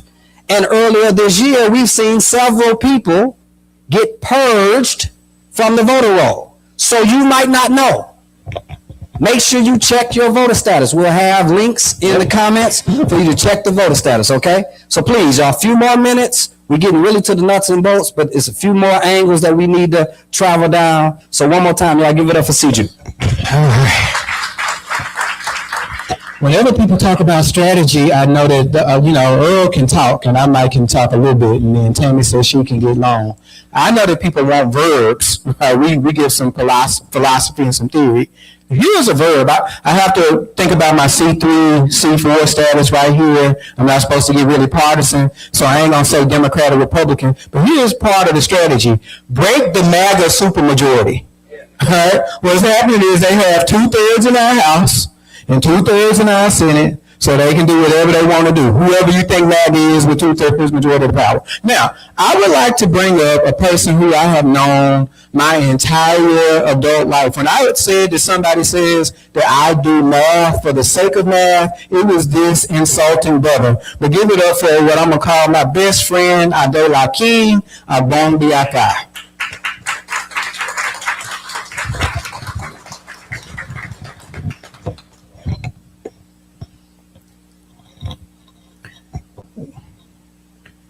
He's younger than the speed that he walked to the stage. All right. Lafayette. So, I'm going to frame this. I am saying that the Democratic Party, in part under a theory of intersectionality, has failed black men. When we saw the presidency shift from Biden to Kamala, it was deemed that it was necessary to go on a black man's tour. Find out what they want. I'm telling you personally that I don't really look and say, oh, that's a black man. I know that we want the same political world and vision. I don't know that. And I also don't know that if I see a white woman, a blue smurf, a police, I don't know that we have political fidelity. But what has happened is almost against my and our will, we have been lumped into some different political group than the rest of our community. But then after being lumped in that political group, people only want us seemingly to vote altruistically, right?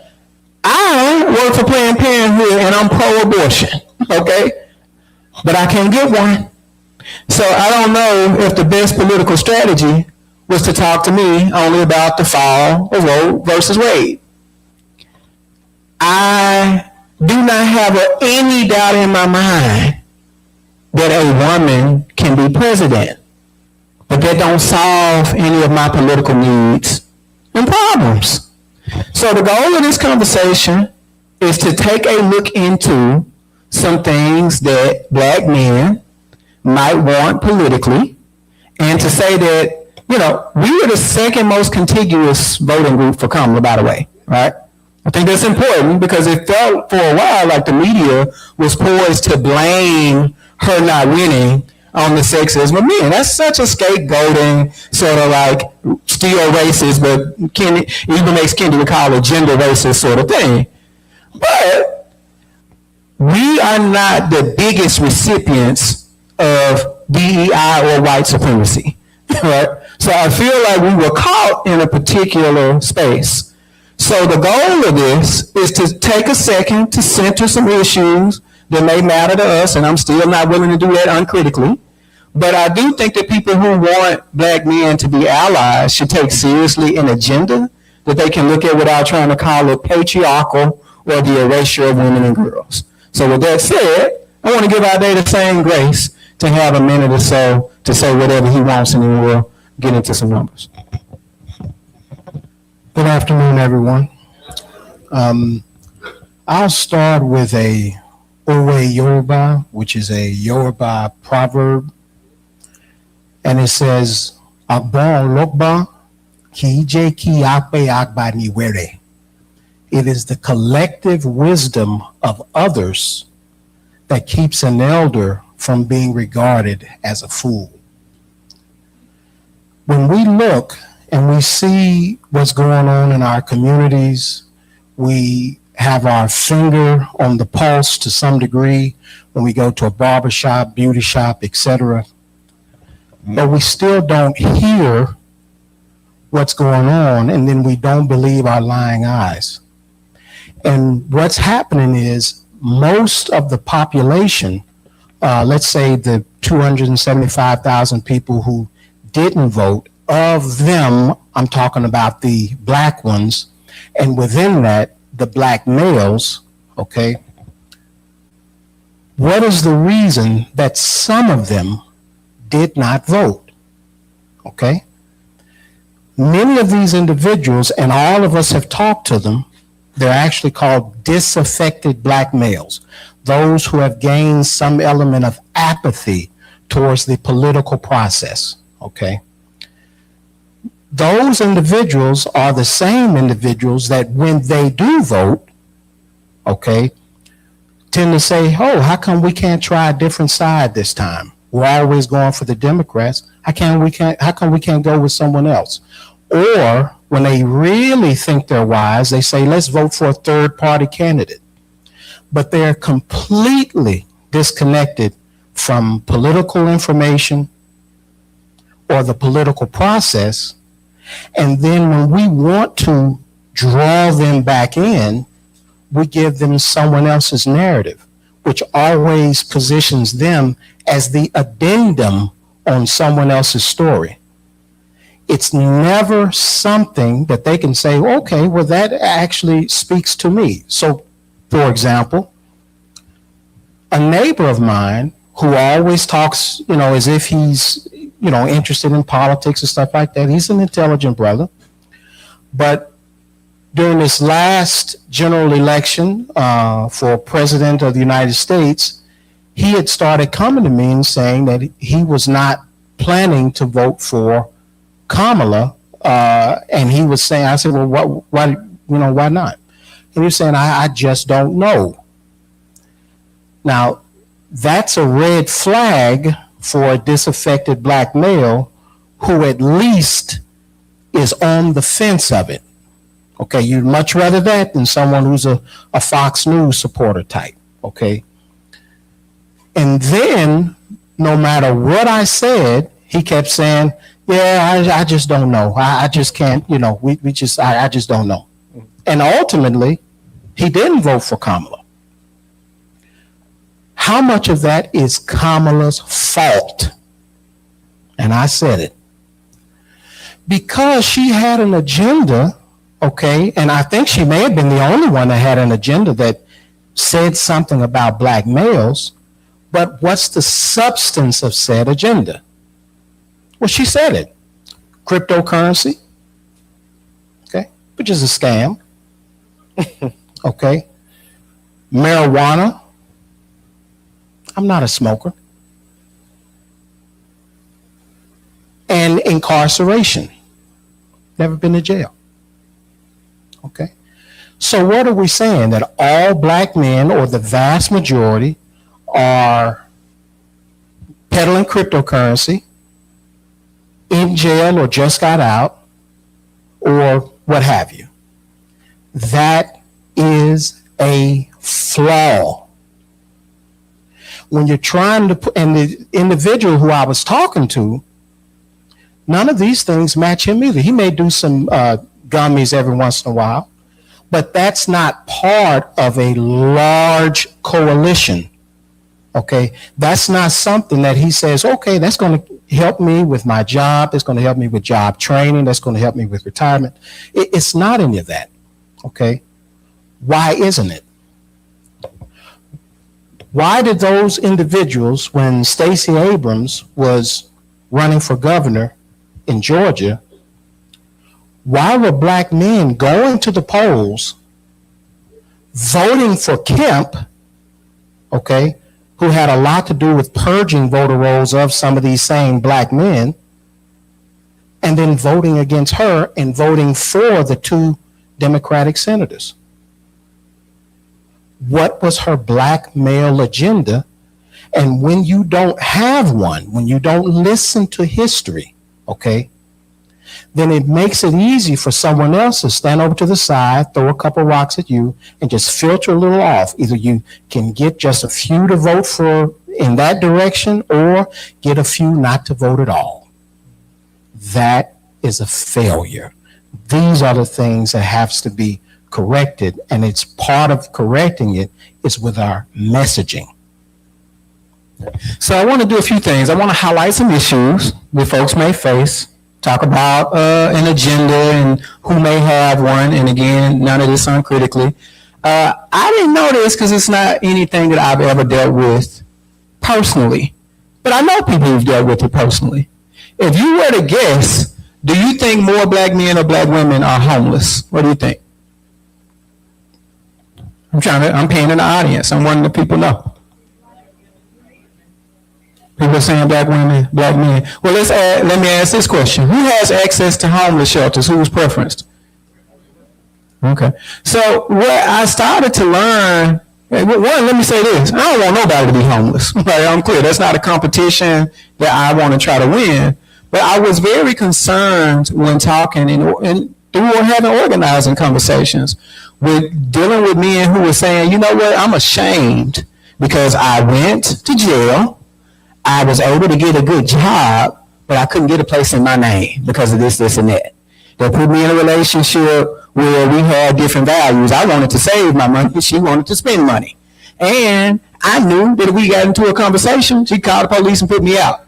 And now having these other conversations, that knowing he would not be preferenced if he went to a homeless shelter, I thought about that as a serious challenge that had a lot to do with how do we introduce people back into our society as a whole? How do we deal with them when they go to the shelters? And I was kind of thrown off about that because we do have a large indigent population who I give money to downtown when they say I'm trying to get into the shelter.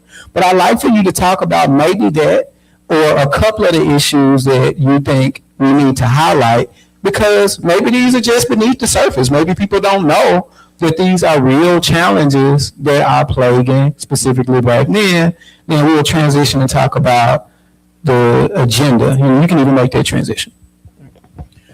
Well, so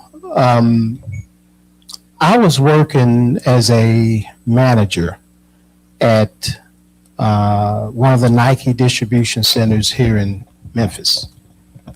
And COVID came through, and I ended up getting COVID there at the job, and it ended up becoming long haul COVID.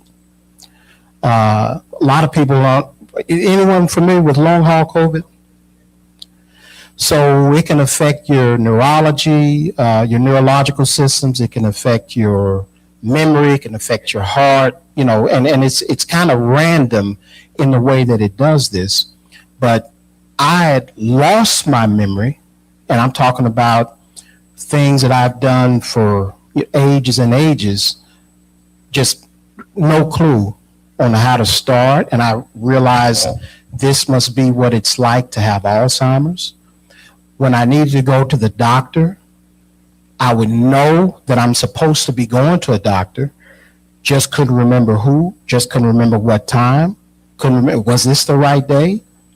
So then when I start writing notes, reminders on Post-it notes, then I forget where I placed the Post-it note. So then said, okay, I'm just going to copy them and post them on the walls, mirrors, etc. And then I forget, okay, now which one of these is the one that I need today? So I started writing it in a notebook. Well, then I would forget that I had a notebook, so I'd buy another one. Then now I have multiple notebooks, which one is the one that I need? So I said, I'm just going to write it in one notebook, and I'm going to take the notebook and put it in the middle of the hallway, and I'll bump into it just throughout my day. And that was how I got from one doctor's appointment to the next. This caused me ultimately to go through eviction. As I'm going through eviction, I'm looking for a shelter. But I'm told at the shelter, I have to be serviced last. And I said, well, what time do you start? What time do you register? Okay, you register at this time. Okay, so if I get there in plenty of time, if I get there early, well, if you get there, that's good. But we have to service the women with children first. Okay, but I should be reasonably good after that. No, then the women come next. And ultimately, I had to decide whether or not I was just going to live out of my storage unit. Okay, this should not happen because we're all supposedly supposed to have equal rights. Okay, we're all supposed to have equal rights. And if when a black male mentions such a thing, I shouldn't be shushed and pretend as if this is not a tragedy in and of itself, and that I'm the only one. So there are some individuals who have put in time to try to develop a black male agenda. And it's really specifically for those individuals who are the disaffected black males, okay? Those who claim they'll never come back to the political process, okay? And you can find this on what's called the Onyx Report, and it was curated by Dr. T. Hassan Johnson. And in this, he's got 19 points. And these 19 points are 19 agenda points. And within these agenda points, there's, A through what have you. Some of them have, subpoints within them to further explain, diagnose, and provide for. And some of those things were what we would be discussing today. So just as an example, child support. Okay, child support. It is difficult for an individual to pay a certain amount in child support and then it not be counted, or excuse me, then that amount that comes out is counted towards his income. So if you get an apartment, for example, or you're trying to buy a house, something like that, they want to see what your income is. Okay. Well, this amount here is already to be taken out. Okay. But it's counted against the income of the individual. Okay. So this is something that he can't use to live. Okay. But it can keep him from getting a place to live. That's just one example. Another would be custody. Okay. Custody in family court is basically assumed that one person is the better parent, whereas in actuality, the child needs both, and in nature, we call it balance. The child requires both. There's not a gender that is disposable. The child requires both. When this is done, who therefore is most often paying child support? Okay, if so much of the custody is going in a particular direction, then this other individual is kind of relegated to a wallet. There's no one in this room who is a wallet. Okay, these are things we've all heard, these are things we've all seen, and oftentimes have batted an eye. Perhaps because it is the subgroup of a population that maybe we haven't shown that we value in the way that we should. Mm-hmm. And those are the things that this report helps to address. So I want to try to dig into a few things. I was skeptical upon hearing some of this. Some of it I'm going to push back on. Some of it I'm going to agree on. But what I want to be clear throughout this topic is we need black men to vote, and we need to care about them outside of a vote, right? So I'm really doing this is language that he actually shared with me. And I think about this as an organizer. I can't give you my issue. I got to hear your issue, right? I can't make you care about what I care about. I got to be honest about what you care about. And I think that it causes us to have to humanize folks because we kind of want to give them our pet issue, right? We are real big on the environment. We want to talk to everybody about the environment. But if this is the thing that's important to them, this is the only thing with which you can move them, right? So and I'm trying to figure out how to find when I know that black boys are not graduating college at the same rate, for example, right? They're just not. How does that impact income? If 33% of black males are just as involved, how does that impact going to school or getting a job? Can they get into public housing? So I just want to make sure that we are clear that there are enough numbers to know that this is a serious issue to think about some things. Some stuff that I would push back on. I looked at the custody thing, honestly, and I want you to have a chance to respond to this because I do want to be clear that numbers over narratives is not me and him weaponizing our thing against their thing. It's not, I'm for Steve Moore because he's in the room and he has a lot of issues with Brent Taylor wanting to prove something different every day. All right. But it's not that I just pick it when it's convenient. The truth liberates us all. So here's what I would say. 80 to 90% of custody cases are actually decided outside the court. They actually do decide that the woman should have primary custody, and that's in Tennessee and the country because she has a child. So I don't want to talk about that piece because I think that that's it. But I think that you may have some facts to illuminate what happens in the event that there is some contestation. I think there might be the space. Or you can jump in to say, well, I want to clarify this one. Well, so let's start with paternity, just flat out. One of the points in the black male agenda in the report that I mentioned was for there to be mandatory paternity testing. Okay. And then in the event that there is paternity fraud, okay, which is different than just having made a mistake, and this male could have gone, 18 years paying for another child, could have been jailed for being in arrears, would not have been able to have a passport, all these types of things. What happens to the individual that commits the fraud? Okay. What actually happens? Not what can happen, okay?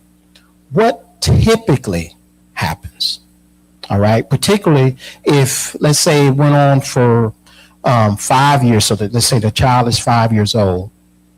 So we're not talking about at the 18-year mark.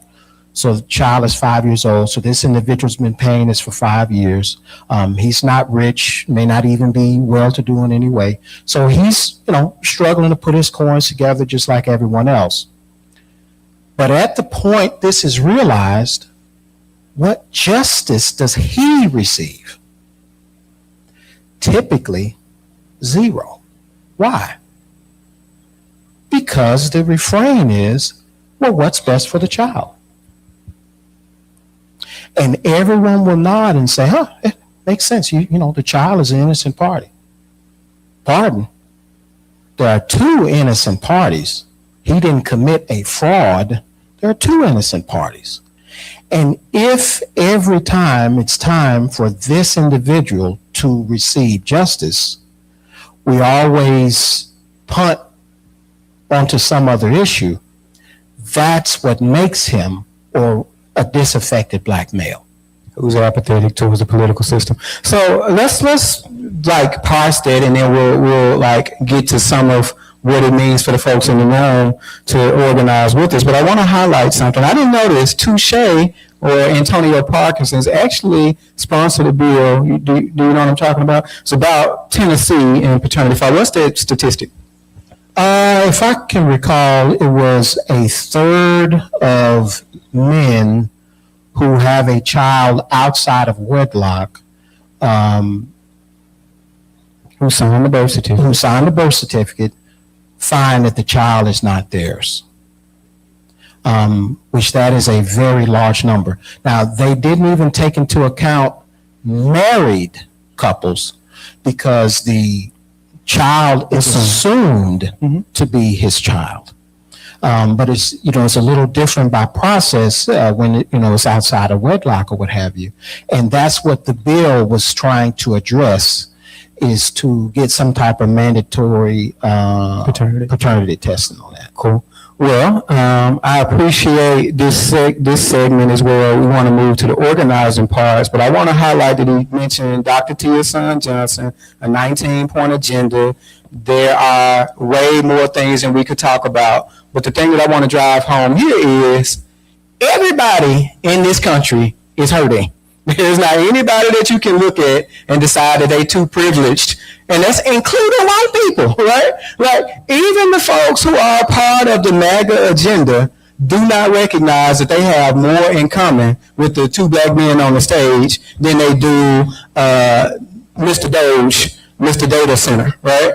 And so how do we translate that into some like political agenda that's specific enough that it invites everybody, but broad enough that it puts us on the same team? And so we'll talk a little bit more about that in a second, but I want you to also give a hand for my friend and brother, Abdullah King.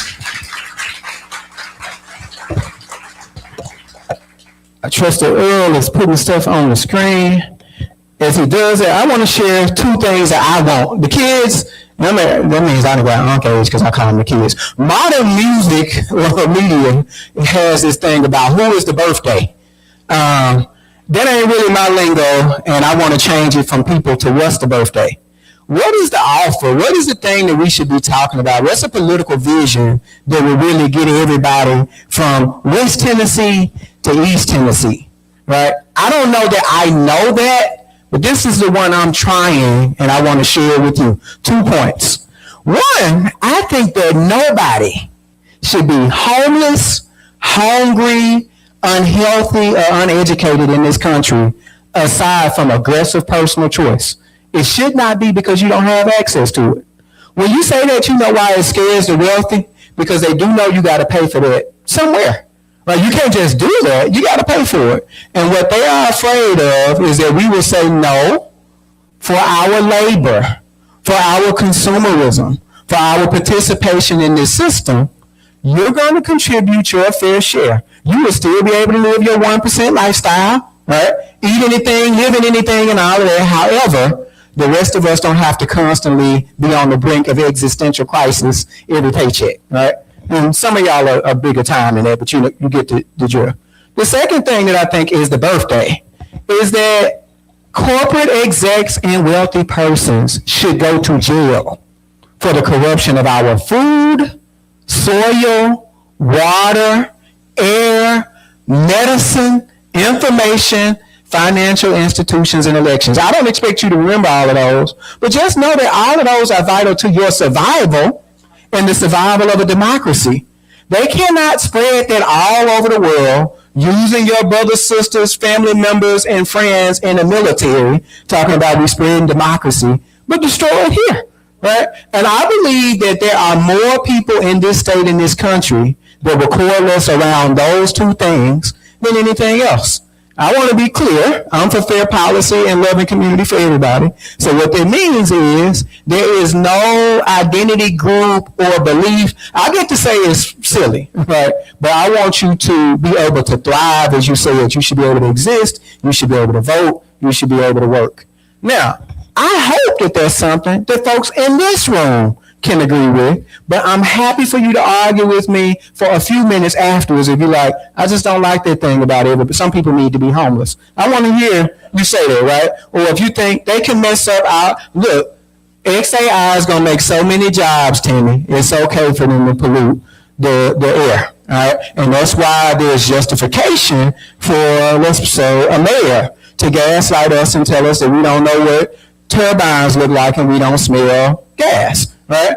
I believe that most people agree with that fundamentally. So we're at the point where the suggestion that Tammy had was that we look at this website, and I want to make sure that it's on the screen. And if you have not done it, I would like for you to do, is this what it is? Yep.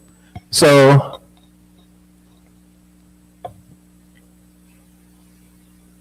comptroller.tennessee.gov maps, and then do they need to click anything in particular to tell them what district they are in?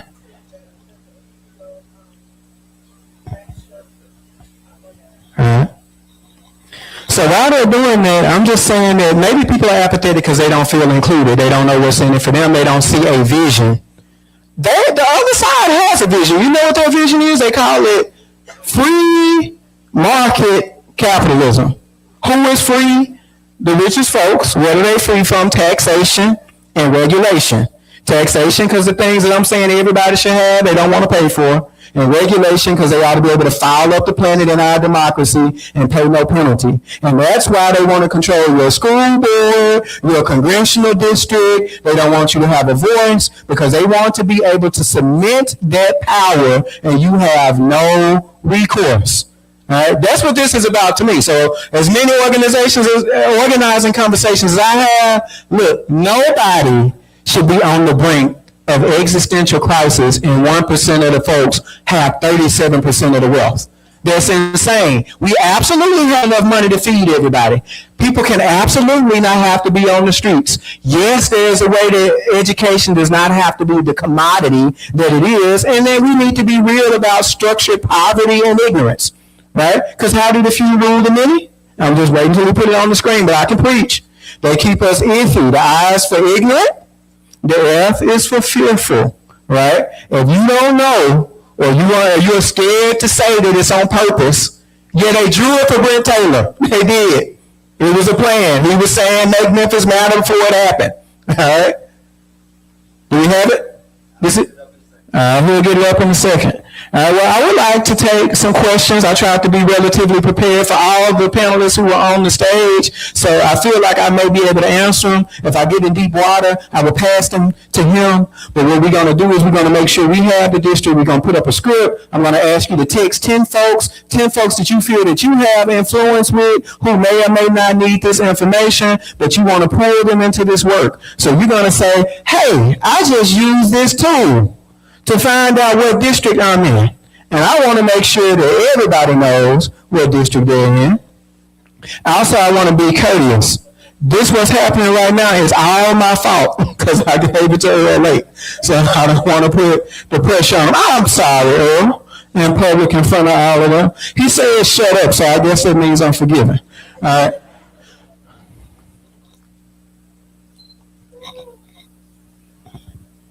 I left my computer. I don't generally do that. All right, questions about anything, the redistricting, about the school board stuff, about what I'm saying about the birthday. I would rather engage y'all. Let me ask y'all some questions. Okay, go.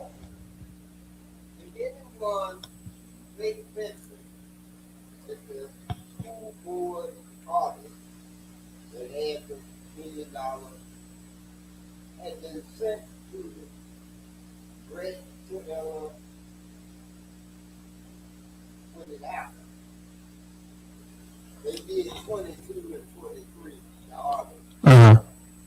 And every year they have to give a report to Red Taylor's educational committee. Mm-hmm.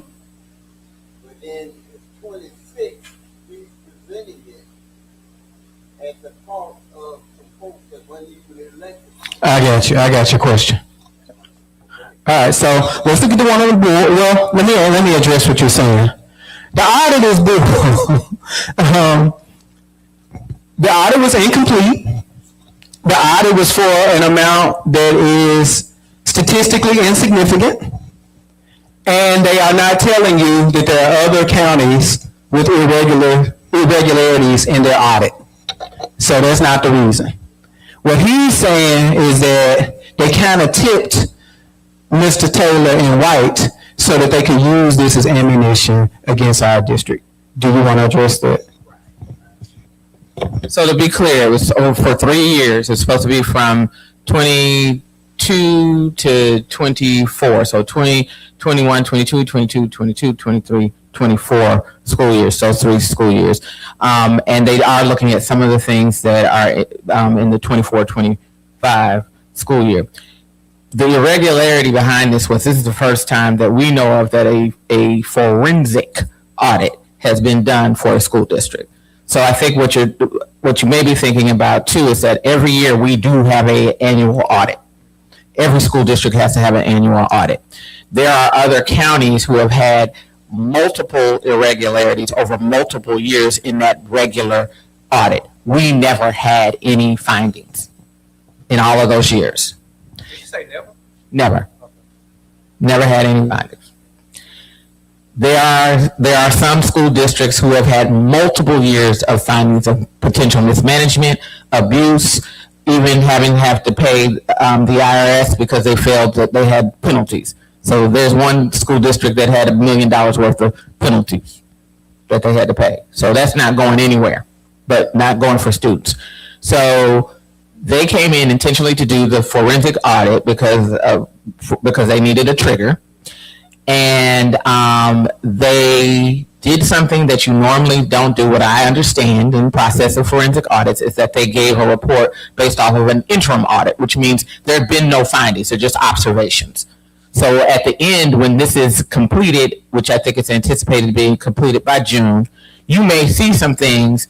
You may not see some things you saw in the interim, or it might be solved because they were just observations. So right now, there are no findings.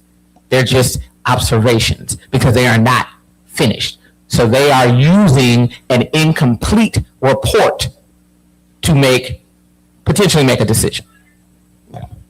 They made a decision. They took the school board. All right. So, yes. What do you recommend some of the trusted sources for us to continue? One of the trusted sources is going to our website and looking at the data. Go to the states too, because go to the state report card. Go to the state report card, because it's going to define for you what they're looking at, and you are going to know exactly what they're measuring, because some of the things that you're hearing from some of the Brent Taylors and the Mark Whites are misinformation. They may have the right number, but they're not giving you the right narrative behind it. So those are two of the places that you should go. And of course, part of our civic duty as board members is to respond to your questions. So send us an email. And if we don't have it posted somewhere, then and it's information we can provide, it's public information, we will make sure that it gets to you.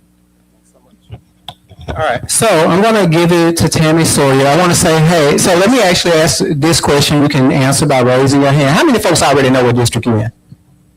I figured this room did, but how many of you can explain to folks who don't know how to use this site? I figured that might be where we need to spend the time, right? So I just want you to walk through.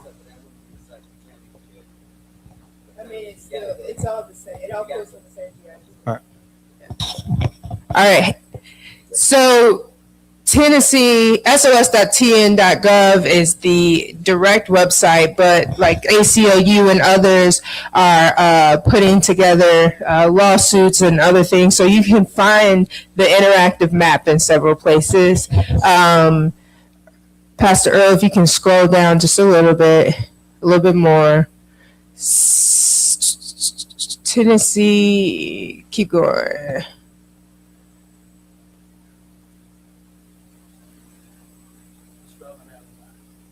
Yeah, it was literally 5 seconds ago. Scroll back up, Earle.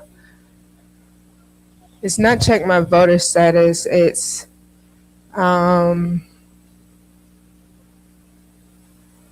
to elections. There we go. Keep going down. Maps.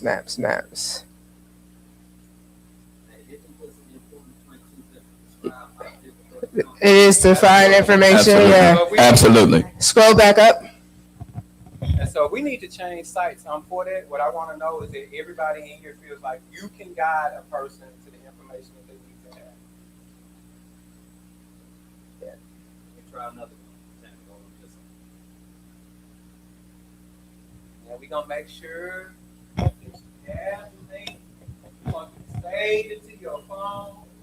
You want to text it to the phone. You would think it would be the front page. When I pulled it up, it was SOS. Apologies, everyone. You got it? Okay. Thank you. So we know we've all seen the map, but what you want people to see first is what the map looks like. This is how you really get to the point of, this is Shelby County. Yeah, thanks. Stop scrolling. I can't reach that high. Right there. So Shelby County is right here, right? And so this actually shows to people the illustration of what we're talking about, how we're split in three. And then, so there's 5, 8, and 9. And before they posted this, a lot of people were just like zooming in, trying to find their block. That's what I was doing. But now, Pastor Earle, if you go to link 2. Yep.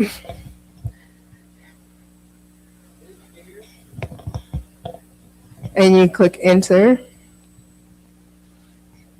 And remember what we shared earlier, this is based on everyone's active voter registration address. So if you're going to be helping people look things up, ask them not where they live, but where are you registered to vote? And if that's not where they live, ask them, you know, would you like to update your registration? We can check both, okay? So you put in the address here, and this shows you everything for Abyssinian. New U.S. Congressional District, And you see they've put the word new in, so that makes it clear there's no questions asked. It'll show your county commission district, your precinct for voting. You can keep scrolling past the Earle, state house, state senate district, school board, etc. One thing that's going to be important to note as we organize our communities is that one of the pieces of misinformation that I've heard is the only thing that has changed is your congressional district. So who you are assigned for commission, for school board, those things haven't changed. Your state rep district, your state house district, those things haven't changed. So, but the good thing about the sos.tn.gov page and actually the Shelby County Election Commission page is it goes to a GIS map and what's that, Geographical Information Systems map, and it's going to show you all of your districts for all of the seats you can vote for, and that's just a really great tool to give everyone, so then they know for all elections what their districts are, while also seeing what their new congressional district is. Thank you so much. Yes, sir, you have a question. Okay. Can a citizen file a suit against the state for the inconvenience and the confusion that? Yeah. There's a pending lawsuit. It was just linked on the page, but we didn't click it. ACLU and NAACP, as well as some elected officials and pastors are actively in the suit. The last thing that happened was that the registration is allowed to, not the registration, the redistricting stands, right? And so, but they're still hearing it's not finished. Gotcha. I was asking like an individual. He said he means he's asking, can an individual file a lawsuit as opposed to a group or entity? You can, but what more than likely, and DA. Yeah, we have our DA here. He can answer more that than question. likely that what would happen if you as an individual filed a lawsuit, the judge would combine it with the existing lawsuits.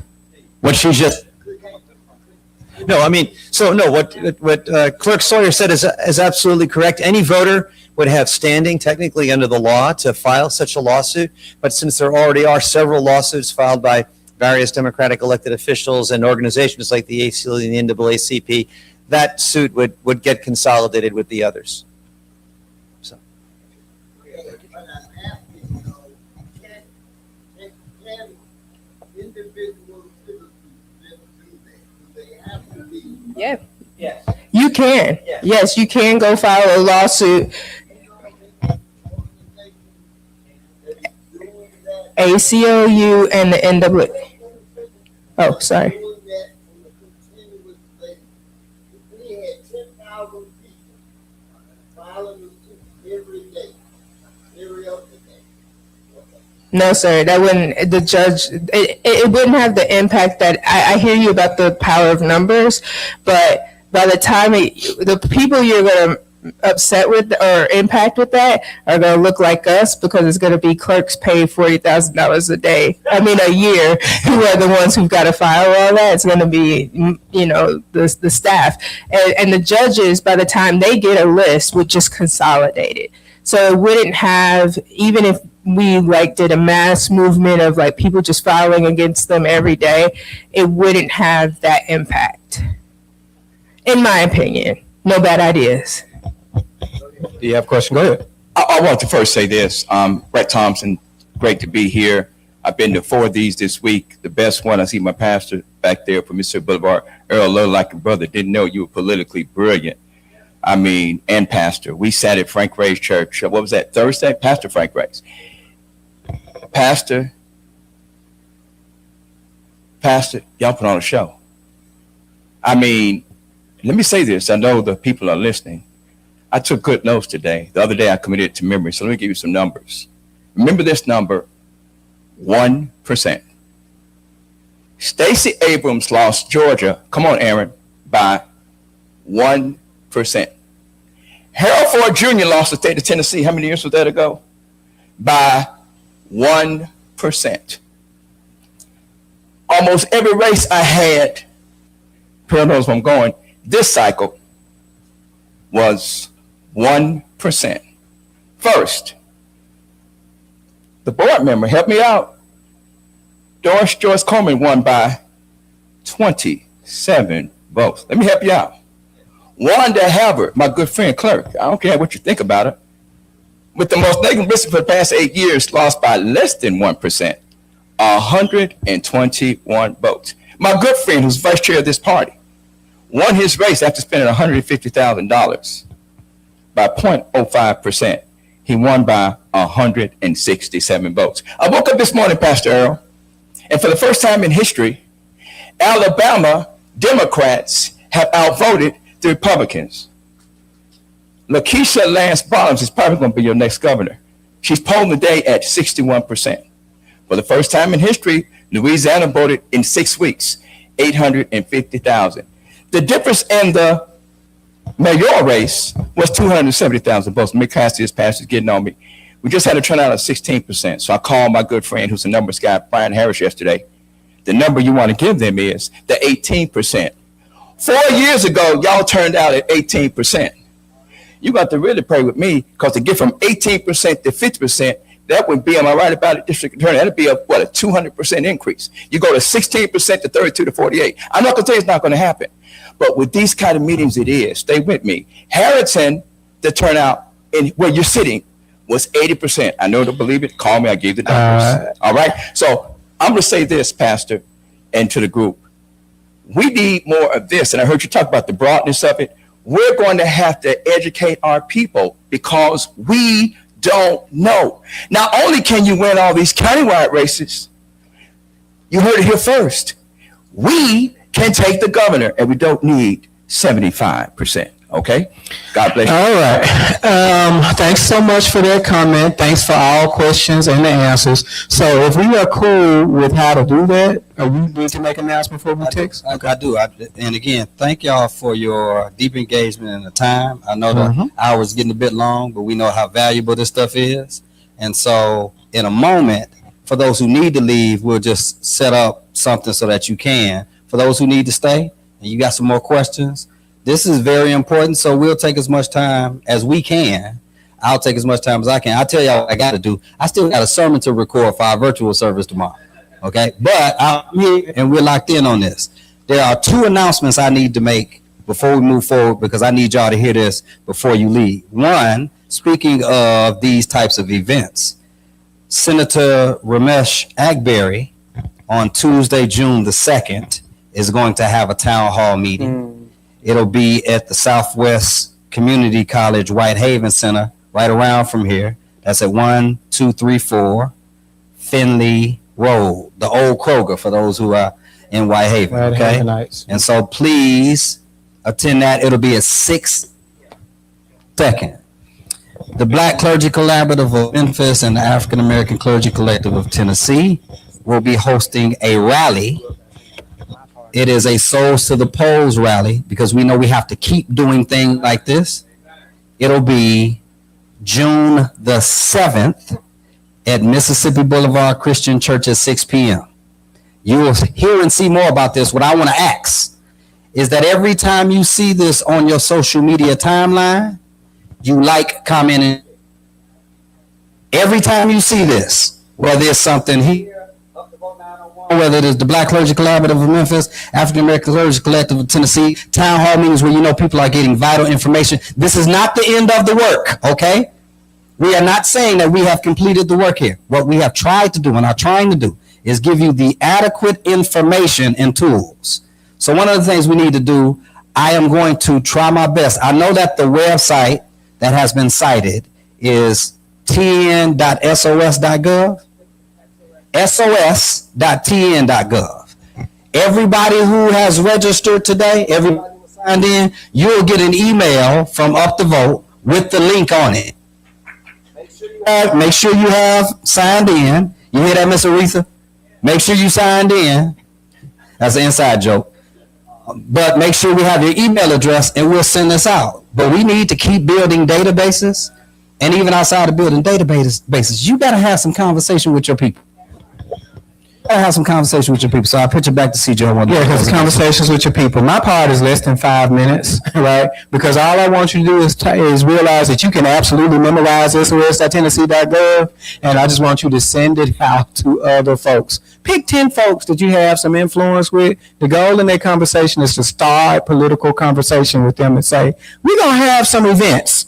Like the ones that'll be on the email, all this stuff that Earle said you'll get the email. Tammy needs to say something, and actually I may not even take those 5 minutes because I like respecting people's time. So, Tammy. Thank you very much. I just wanted to say I usually do sneak out, and so this was such good information that I actually stayed the whole time. Plus Earle was threatening my life. But again, very powerful moment. Let's keep it going. Thank y'all for listening and engaging. And now we know what some of the next steps are. But again, we have to do this pretty much every day for the rest of the year and beyond. But I don't really give out my personal contact information anymore for several reasons. But just hit me up on social media. If you want to talk through the numbers, if you want to argue like me, Earle, and CG do, if you need a resource or anything, I'm very responsive on Instagram and Facebook, and I want us to win this for several reasons, but most importantly because, like I said, we're on the chopping block. So I just wanted to come back up and say, feel free to reach out.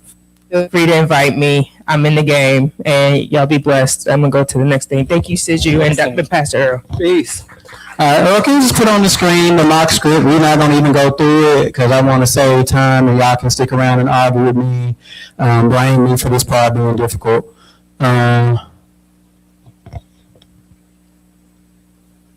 All right, so you can tell because it looks even worse than my handwriting in the way it's formed.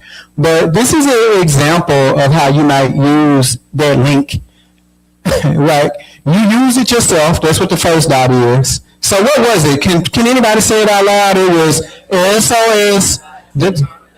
So you actually do know it, right? And you can save it to your phone really quickly. And then this is an example of the type of text that you might send. Hey, MAGA recently rearranged our congressional districts to try to help them keep, and she would say something like a majority in Congress during the midterms.